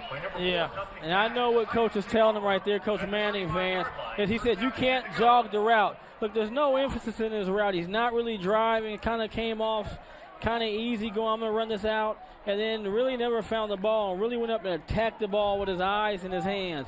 I see it first, and the hands make the catch. You know, these teams last year had such exciting, compelling seasons. You know, Ridgeview lost in the Central Section Division III championship game. Frontier lost a bunch of heartbreakers. I mean, it looked like almost every weekend I was reading the newspaper, listening to the radio, watching TV, and they're losing games by a touchdown or less. And so, you know, a helmet pops off of on the carry, number 5, Triton Douglas, and the new rule is that he'll have to leave the field. But the one thing that's on the tackle, special about this, he lost his shoe, too. Yeah, you can see his shoe. There's Robbie Watson wrapping up and driving. They're coming in to help, and right there, so he a comes shoe, off. a helmet. Now, if the helmet gets off like that, did he have to go out the field? What's the rule on it again, Vance? He's got to go off the field unless it's ripped off of him. Okay. So he had to go off the field, and then he lost his shoe anyway. So looks like we've got an I formation here, and they're going to go ahead and give it to the new running back that comes out there and said, hey, whoever comes in, we're giving it to him. And that, of course, is Garrett Brown, so no stranger to the football. No, he's not. And once again, Robbie Watson's in on another tackle. He's flying through there, making plays, made the first contact, able to strip down the legs, and then the rest of the bull pack were following through. There's a look at the Big Blue Marching Crew, the world-renowned, award-winning Big Blue Marching Crew, and boy, they set the standard for the high school bands in the area. 1st and 10, they run to the left side. It's a handoff to Cash. On the carry, number 4, Justin Cash. And we've got a flag on the far side of the football field, a long, long way away from the play. There's the flag on the play.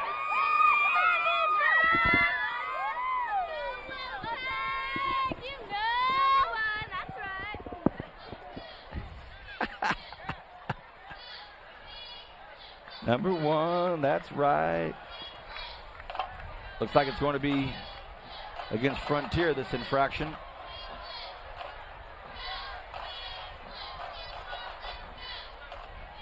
.231 remains in this third quarter. On the offense, only 6 men on the line.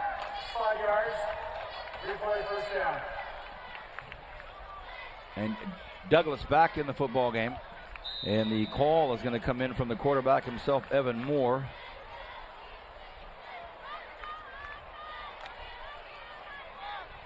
And they break out of the huddle. And the lone back behind them is Triton Douglas. And they're going to go to Douglas. Douglas looking to get outside, makes a nice move and lowers the shoulder. He's hard to bring down. Look out. He gives a stiff arm, a couple of stiff arms, and he is drugged down at the 1. At the 1. That time he held on to the rock. Well, he got a lot of yards tonight, doesn't he? Well, Vance, he's a 1,000-yard rusher last year and didn't even play all the games. But right here you think he had to go outside because Robbie Watson filled the hole. Now right here you're thinking the Ridgeview Wolfpack have him. He spins off, very agile for a big fella, but now he's going to put some speed. He got Keaton coming. Now he's pushed this time saying, hey, you're not going to strip me again. And he's pushing off, and then we're going to have Watson come back and help out, trying to strip it and pull him down on the 1. A great effort right there by Douglas. Wow. That was questionable whether that was a touchdown or not. Looked like he brought the whole crew in with him, but either way, 1st and goal. And they're going to let him get the payoff, and that is a touchdown, Frontier. So he's got great initials, TD, and he got it. And, you know, he really has some big runs, like you said, Vance. He's got to be close to 100, if not over 100. You know, the only thing that's marred this game tonight offensively has been the 2 fumbles. He got popped early in that first quarter, that big fumble we saw, and then the one going to score. But right now, Douglas is going to power in. You're not stopping them there. That's another 6, up 16-0 right now. And, you know, the way that Ridgeview's offense has been going, Vance, you got to figure this is going to be a very tough road to hoe for the Wolfpack. 17-0 now. Frontier up. So, yeah. it is 1:37 remaining, and I'll tell you what, this has been it's been a really good football game, and I'm not trying to be condescending or placate Coach Manning. I'm sure he's thinking, hey, we're down 17. I'm not pleased, but there have been some really good things to take away from this, and there's still a lot of football left to play.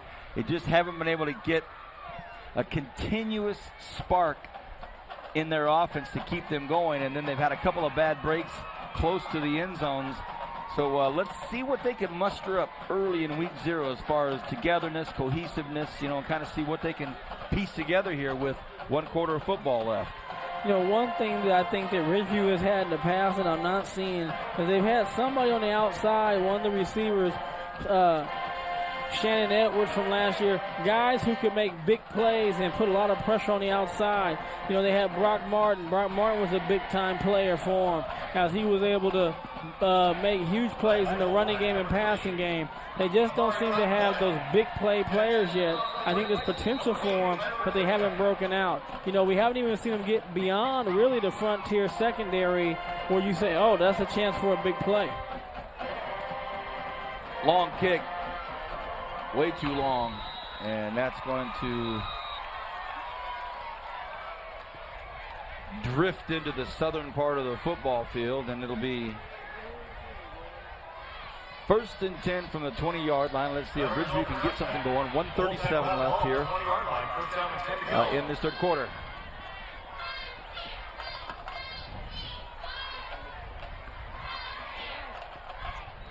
Well, Vance, you're coming out now. If you're Ridgeview, what do? You haven't really been able to pass the ball accurately and make a real dent in the passing game. And I think that outside of Moya and Tripp here and there, you've been very much contained since that fumble going in for the touchdown. They're going to go to the air. No, it's a little flea flicker, a little shuttle pass. Sorry, not a flea flicker, a little shuttle pass. And I like it. Go ahead. Try something.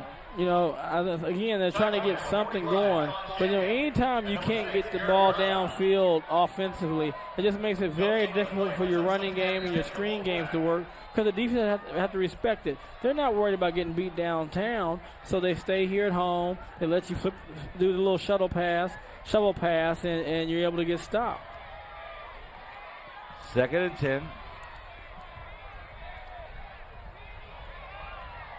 We're under a minute here in this 3rd quarter.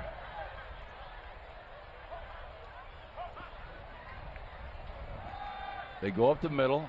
Nice, hard, tough carry in there. I believe that was Tripp, but didn't get much out of it. And we've got a player down with 45 seconds remaining here in the 3rd quarter. A player down, and he's helped up quickly. That's a good sign. And it was Tripp that went through the middle of the gap there. And, well, that's one of their resident tough guys is being taken off, and that's Colton Foster, and he is a tough kid. So looks like he's a little gimpy. We'll see. Hopefully everything will be okay. He's dragging that around like Vance, like he has a few cramp in that leg. Right. Not too hot tonight at all, but it is early in the year, and getting that conditioning up is important. 3rd and 10, half a minute left here in the 3rd quarter. Moya Cotton. He's trying to make something happen. He is tough to bring down, and I think he got a 1st down. That's a good sign. Wow.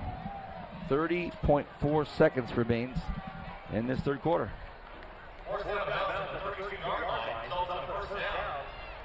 A good look at him. We've been seeing this all night, everybody. He's just a very balanced aware runner, and it's almost like you really just have to lay him out if you want him to go down, or catch him when he's not looking, because he's not going to go down if he sees where you're coming from. Tripp stands behind him. 1st and 10 at the 32-yard line.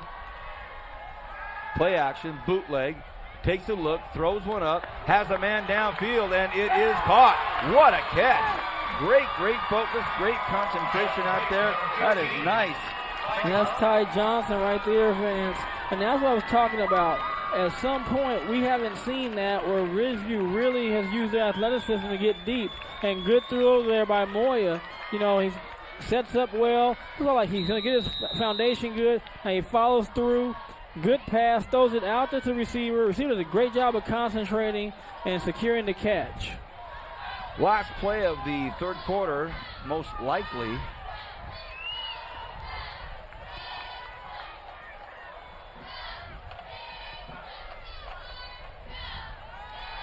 The screen play out to the right side. A lot of room. What can Tripp do with it? Tripp looks to cut up field. Makes a good move. Tripp comes out. Makes another move and goes out of bounds at about the 11-yard line. With the reception, number 5. Right Brandon below Tripp. us. A fantastic play. Knocked down by number 3, Matt Bush now. And that was the last play of the 3rd quarter. It was a really nice play. Maybe we'll take one look at it before we go away, or we'll take a look at it when we come back. Either way, that was a really nice play to end the 3rd quarter, and we'll go out with it. And that's that swing play we had, Vance, earlier where they just mistimed it. But look at Tripp make 2 guys miss. Now you see me, now you don't. I'm a magician. And then here's his power right there. And he just goes over and gets the ball down to about the 12-yard line. Back in a moment.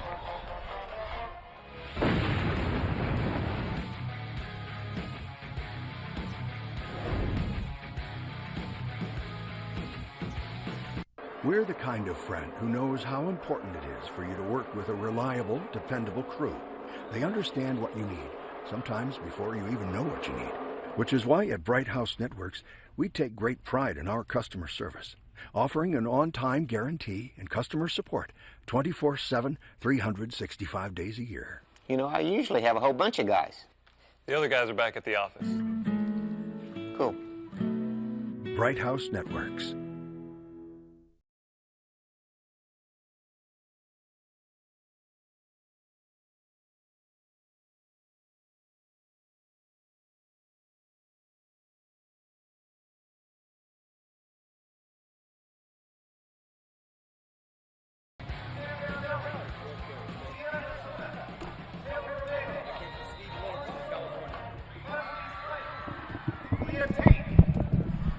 Fourth quarter is going to be pretty exciting here. It's 1st and 10. Uh-oh, they try that play one more time, Brian. That might be the last time they try it tonight. They tried to come back inside, and this time it was Robertson that just gets swallowed up. And, you know, the coaching staffs from both these teams are just so excellent, and they're able to look at these things and dissect them as the game unfolds, and they make these adjustments, and they say, hey, listen, they've run this play 3 or 4 times. Be ready for this next time. Here's what it looks like, and boom. All of a sudden, it's 2nd and 13. Couldn't have come at a better time for Frontier. All right, and this is what you want your big receiver to be a player for you is on this in the end zone over here. Big guy, big target. See if you can't get him if you are going to throw. But I know you have to keep Moya involved and let him make some plays for you as well. Person's lined up way outside of the left, and it looks like Ridgeview's going to have to burn a timeout. So they only had 2. Now they only have 1. I will take this opportunity to let you know who that gentleman's coaching staff is. The head coach, you're looking at him right there, is Dennis Matting. And Dennis, his staff is just excellent. The offensive coordinator is Chris Bandy. The defensive coordinator is Mike Cooper. Steve Tucker. Special teams, Josh Powell, secondary, and of course Chris Craven, the receivers coach. I talked to Chris Craven tonight. I said, Coach, remember those years back at Haven Drive, junior high, when I was a 5th, 6th, 7th, 8th grader? He goes, man, you're going way back now, Vance. Now you're going way back to Haven Drive days. And you know, Josh Powell, Vance, is a former Ridgeview player, Ridgeview standout, went to San Jose State, and he played a little bit for Paul Press's Bakersfield Blitz a while back.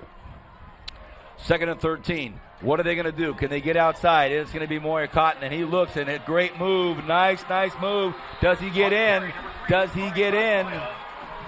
For a Wolfpack touchdown. Touchdown. He got it. Wow.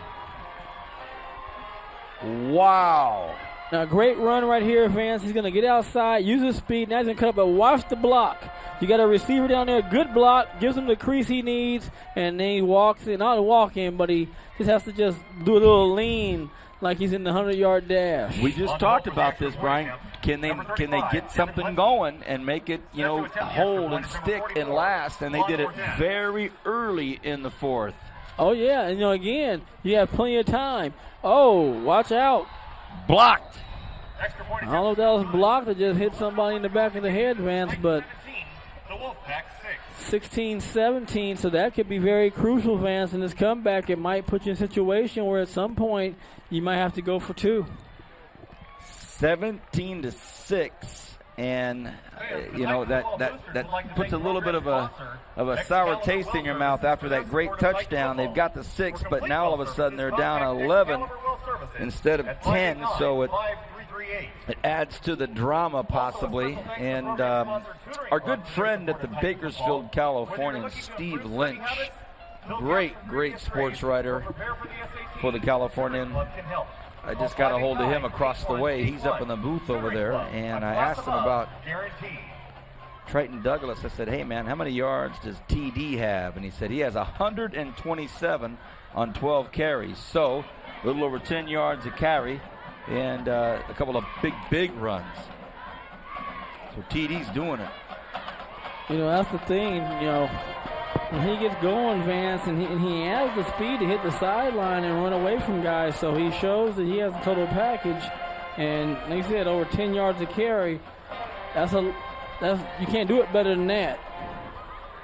Let's see what happens. This Ridgeview defense has really played well tonight. They've given up 17 points, but it's been a very tough game for Frontier to get those points. A couple of big plays have really that have broken or what's been given the Titan their points. So let's see if this Ridgeview defense can do something here. 11:01 remains in the 4th quarter. It's a short little 9-iron, and it bounces right into the hands of the 25-yard line, and it's going to be in Cash's hands. Cash looking to get outside, gets wrapped up in the ball. Finally comes to rest at about the 26-yard line. 1st and 10 Frontier. Vance, one of the things, too, is Frontier still have to play football. They can't get too conservative and think they're going to just salt this game away. They have to continue to play.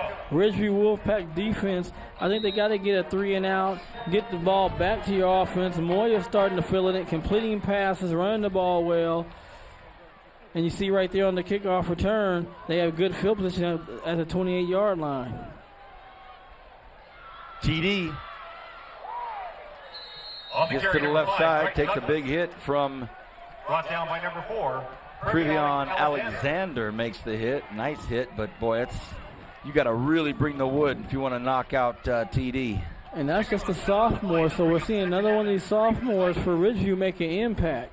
And Coach Manning talked about that. He said, hey, depending on how you want to see the glass, half full or half empty, we're young, but exciting. We got 6 sophomores starting. Or did he say 12 overall? 12 overall. Right, so it's fun time to be out there at Ridgeview if you're a coach. 2nd and 3 for the Titans. And on the carry, number 6, Garrett the ball goes to Garrett Brown up the middle, and he grinds out a 1st down. The chains will move. Tackle by number 28, Mikhail Clayton. Well, Vance, I'll tell you this. I just seen the young sophomore make another tackle. Watch this, Vance. He's coming in, and he didn't have any fear of these guys. And he's coming in making tackles and standing up and let them know, I'm going to be here 3 seasons. Ooh, that's number 4, Previon Alexander, 5'10", 180 sophomore. Under 10 minutes to go here, and now it looks like Frontier is going to be content with just grinding this thing out. Very quickly want to talk to you about the coaching staffs for this Frontier Titan team. Of course, Rich Cornford is the head coach, and his assistants, a household name here locally for all sports. Mike Lewis is the offensive coordinator. Dante Cross, Seto Castaneda, Andy Coyle, some great, great coaches. And they will play at Lompoc. Lived here 30-something years and I still mispronounce it. And how about Ridgeview next year? Bang, they're at Independence next week. So Frontier Independence, a big first 2 weeks for the Wolfpack. Tackle by number 23, Jacob Lopez. 8:48 remaining. It's going to bring up a big third down. Brian, you got to talk to Coach Lewis before the game. He still throws a tight one, doesn't he? I told him he's getting a little off as he gets older. He used to have a lot more pop on it, but you know, I probably couldn't catch it either, so we're even. Has he taken money from you on the golf course too? No, he hasn't got me. I already know how he is. Douglas switches back, and I don't think he got the first down. Yeah, they said he first grinded down. it out. He got it. Ooh, that was close. That inertia, his body movement just makes it happen. Like I said, for a guy his size, Vance, he's very agile, very nifty and nimble. So I like the way he's playing, like the way he's running. You know, and Vance, he's doing a tough double. Running back and linebacker, that's a tough double, but he's playing it well. That's a big first down right there. Frontier now just keep hammering away with this clock. I formation, and I think I know where they're going to go, and they do. It's to Triton Douglas, and he took a shot in the back, and he's still up, and that was a big hit, and that was Mishon Williams had a running start at him and just hammered him, but TD's a big boy. He is, man. So, you know, one thing about him, like they said, when you look at him, you know, he's standing right there at 5'11", 230, so he's solid. But, you know, anytime you're dealing with a big back like that, you have to wrap up. And then sometimes you got to let the other guys come in and hold on. You hold on so they can get there and make the tackle and put him down.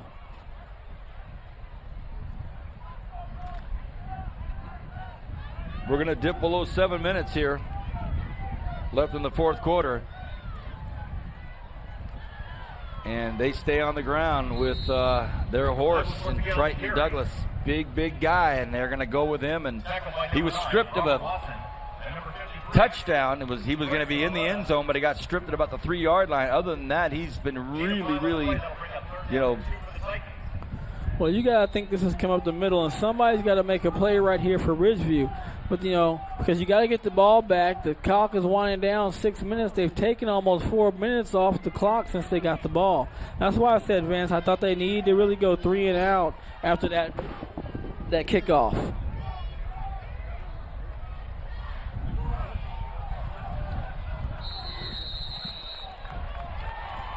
Fumble! Fumble recovered by number 28, Miguel Clayton of the Wolfpack. Didn't even see it. It was in the middle of the pile. Never even saw it happen, and all of a sudden, are you kidding me? Never even Ball's saw it. Not There ever it is. in there, Vance. Our back camera back there, Senior Director Bernard Johnson, picked that up perfectly. Never saw it to the naked eye. Fumble! That's the break Ridgeview needed, Vance. Now they got to score quick, though. I don't think they can take a 4-minute drive. Well, they're down 11. One back there with him. Moya wants to go to the air. Rolls out to his left, tosses it, and it's overthrown. It was intended out there by Ty Johnson. That's not going to happen. And so when I say that's not going to happen, I meant it didn't happen. I didn't mean it's not going to happen if you throw it to Ty Johnson. It's just way too high. I don't know if Randy Moss would have pulled that down. Speaking of that, speaking of guys like Randy Moss, we're on the doorstep of another football season, and I haven't even asked you yet about your Bruins, your UCLA Bruins. New coach, new vibe. Get a few moments. Let it marinate. I will. Persons and Johnson split to the left side in motion, but they decide to take it. And Moya Cotton still on his feet. A big shot up the middle. He delivers a hit, too. And picks up the first down. This Ridgeview crowd really starting to enjoy it. That's a nice play. Moves the chains. Let's hear about your Bruins. Well, Vance, the one thing about the Bruins I think that has been evident since he's gotten there is he stole a couple of recruits from SC Lane Kiffin, and he's coming and he said, I'm not concerned about what the old tradition is. We're going to get a new tradition. And the way he wants to play the game of football is going to be hard-nosed. You're going to be responsible. If I tell you practice is at 5 o'clock, you're there at 5 o'clock a.m., not 5:01. And he's set the tempo and set the standards for the Bruins, so let's just hope they can stay with it. Incomplete pass there, and it's going to be a very interesting year in the Pac-12. They have the new network that's going to cover all their sports, so that brings an even added spotlight to them, if you will, added magnifying glass in a lot of ways. And with SC being ranked number 1 and with Oregon being as good as they are, and you have Mike Leach coaching up there at Washington State, there's going to be a lot of attention out here on the West. So we'll be very interested to see how your Bruins do. It's going to be very difficult for the defenses in the Pac-12 because you're going to play against so many different styles of offense that you're always constantly changing your routine and what you have to get your kids ready to play. Great point. They're young men. Moya Cotton looks upfield, still on his feet, and he grinds out another nice long run. It was second and 10, and it was about the 49-yard line. The scoreboard says second and 49, but it was second and 10 from the 49. He picks up another first down, Brian. So Moya, fans, he's got to be close to over 100 yards as well himself. Easily. With his running game, because he's made some huge running plays. But again, I think they have to get the pace up on this. I think you got to get in and get a score, give your defense time to get the ball back, and then put one more in if you're going to try to win this ball game. Moya Cotton looks, takes a look, runs out of trouble, fires one, and this one out of the outstretched hands of, I believe, William Robertson. That was Dalen Warren. I mean, he's just so tough. Right here, takes a little stutter step, and he's going to free himself up to get a throw off. And right there, just a little bit outside, but, how many times has it looked like he's going to get tackled for a loss, and he's able to just make something happen and at least get a passing lane to get a throw off? 5:14 remaining in this fourth quarter, and the Wolfpack trail by 11, second and 10 at the 41-yard line of Frontier. From the shotgun, Moya Cotton drops back. Looks like it's a screenplay, and it is. Well run. Tripp has some room down the right side. Tripp makes a good move. Tripp still on his feet. Hey, what a run. What a play. On the reception, number 5. Very, very well executed screenplay. And great patience right here by Ridgeview. Moya is going to show great patience. Come on. Now I'm going to get the ball off. And right here, Tripp just used to the speed. That's just frustrating for a lineman. You have him in your sights, and he just kind of takes off like in the light speed in Star Wars, But Vance, right now, Ridgeview is on the roll again, and they're on the 10-yard line. So a quick score right here. Plenty of time left. And a timeout is going to be called, and it's going to be taken by Coach Cornford. And the Frontier Titans want to take a look at this real quick and say, hey, these guys are starting to put something together here. Let's take a look. Let's talk about it. We have timeouts to use, and we're going to use one. Hope you've enjoyed the high school football game of the week tonight. It's week 0. Tonight's crew is under the direction of the Godfather, Zachary Flores, and in the truck he has Dave with him.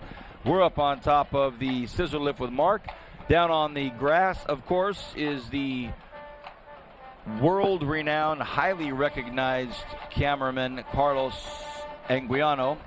And in the south scissor lift, directly across from us, look at that crew. On your left is our senior director, Bernard Johnson, and on the right, Super Sammy Bowman. Handling the camera. Super Sammy. Seems like he's been out here 10 years, Vance. Sam started his Bright House career at the age of 4. And now he's up on camera. And he started off, I think he was just basically hauling hot chocolates for you and I. Here we go. First and 10, 5:02. Moya Cotton. And not only did he not go anywhere, that clock is starting to really tick now. Right. And Vance, you got to think about it, too. Now, we don't know really what happened. We couldn't really analyze it on the PAT. but I don't think the kicking game is as strong for Ridgeview. So if you score here, are you going for 2? Because if your kicking game is not that strong, you get the 12 if you miss it. If you score and get the 2, you're 14. You're going to have to score 2 touchdowns anyway, unless, again, it just was a mishap. And I don't know how strong Ridgeview's kicking game is. 2nd and 10. Shotgun now for Moya Cotton. In motion, one player. It looks like it's going to be the pitch, and it is. Well, let's see how this thing irons out. Fumble! It's a in the mad end scramble, zone. And it is a touchback. Frontier gets the football. Ouch. If you're Ridgeview, you were sniffing it, and it was close. And now it's going to be a tough road here for the last 4 minutes, 10 seconds. Well, Vance, that's 3 fumbles inside the 10-yard line when you look like you're going to score 6, and you come out with an eyesore there. Good job right here. Good cut right there by Robertson, and it's just pulled out as he's trying to go forward. And again, some of that is, Vance, where the ball is. When that ball's hanging back, as you saw in that replay, it's easy to pull out. But if they get that ball in that traffic and they learn to cover up and really tuck that ball tight, you're going to have secure the ball better. You'll have less fumbles. And a heads-up play and a really quick play. We're going to try to see really quickly who was able to get this fumble recovery. Now, see right here, Van, see where the ball's at, how it's not against the body, and now we're going to see the recovery 21. Yeah, it was. It was Christian Deaton. So Christian Deaton pulled that in. Big play, Cap. Huge play, because that like Ridgeview's about to score again, and that's going to put them within 5 points. Well, it brings up a 2nd and 8 now for Frontier. While we were watching the replay, they ran off a short running play with Douglas, picked up a couple yards. So Douglas, if they keep just pounding away with him, he'll get up or close to 150 yards possibly. Oh, I think so, Vance. Steve Lynch from the Californian gave me those numbers at the end of the 3rd, so 127 yards. So now they go back to Douglas. Douglas cuts it up, and he's still on his feet, and he's not looking to do much damage other than just hang onto the football and go down the middle of the football field. I say that because it looked like he could almost have kept going for a little more right there, but you look right here, Brian. He takes a look at it, and he's kind of just saying, you know what, I'm gonna make sure that I just protect this football. Yeah, I don't think he's trying to make the big play like he did earlier. I think, like you said, Vance, he wants to get upfield, get his 4 or 5, 6 yards, secure the ball so there's no fumble. 2:47 and continuing to tick. Coach Manning of Ridgeview has 1 timeout, and they're down 11. Douglas on the carry. Nice job up there by that front line by Ridgeview, able to kind of hold him back one more time, and that was precious time now with 2:34. And Douglas is starting to cramp up a little bit, Vance, and he's put a yeoman's job in today on both offense and defense. Boy, oh boy. Well, Vance, I think it's safe to say that, unless we're talking about a fumble and a touchdown return on the fumble, I think we're going to see the Titans salt this away. But I think both teams' defenses are a little ahead of their offenses. The defense for the Frontiers made some big stops when they've had to. When they're driving, they've gotten those 3 turnovers. So that's all part of playing defense. And give Ridgeview's defensive credit because they've played a lot of plays out there, and they really only gave up 17 points. And you got to say they've played well. And, in the offense, it kind of happens again a year advance. They tend to be a little bit behind the defenses.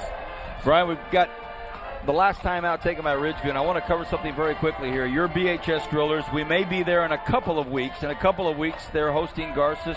Jake Varner, the gold medal wrestler from BHS, will be honored at that game. It's a possibility we'll do that game.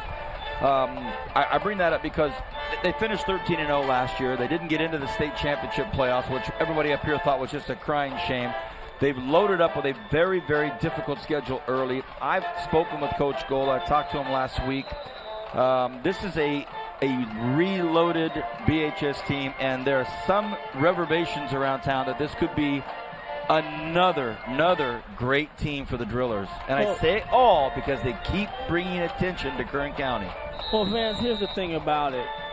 Last year, what people said was they were a year away from being good, and then 2 years away from being great, historic.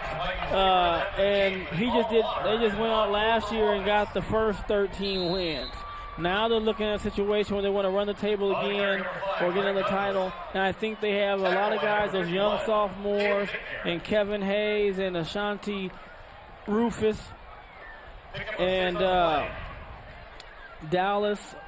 Darius Dallas. All those kids have experience. They're big-time performers. And I think the thing about it is they understand and they relish what's coming to them and the pressure of being that good. And, we heard earlier they were out in front early on the team. One thing about Gola's guys, he has them ready to play. And anytime a coach does that, Vance, you're going to give yourself opportunity. Well, we'll hopefully cover them in a few weeks. And these two teams tonight have got us off to a great start this season as Triton Douglas. Oh, how apropos for him to get another big carry. And look at the smart kid, just goes down right in the middle of the football field. He starts to feel the pressure, says, nope, I'm going down. We're getting the win. Well, he's well over the 150, Vance. Oh, yeah. Vance. He might be closing on the 180. Well, did you bring one too, or are they yes, both I mine? did. Oh. Brian and I both brought our Zach Ewing high school preview with us from the Californian. And we'd like to thank Zach for our pregame show, and Stan Green from the Kern High School District. Thank you, fellas. And this one's in the books pretty much. Under a minute to go, and it looks like the Frontier offense is going to respectfully just kind of wait till this thing gets down to where we have to take the snap. And Ridgeview got on the board, had a couple more chances to get on the board, but overall I think both teams will take a decent feeling away from this. Of course, one team loses, they take a little bit more of a lump, but some good things will go away from this game for everybody. We look forward to seeing you next week, week 1. Don't know where we'll be, but we're excited about being there wherever it is. On behalf of Zach, Dave, Carlos, Mark, Sam, and Bernie, for Brian Adams, I'm Vance Palm. Have a great weekend. Good night, and God bless. Frontier wins.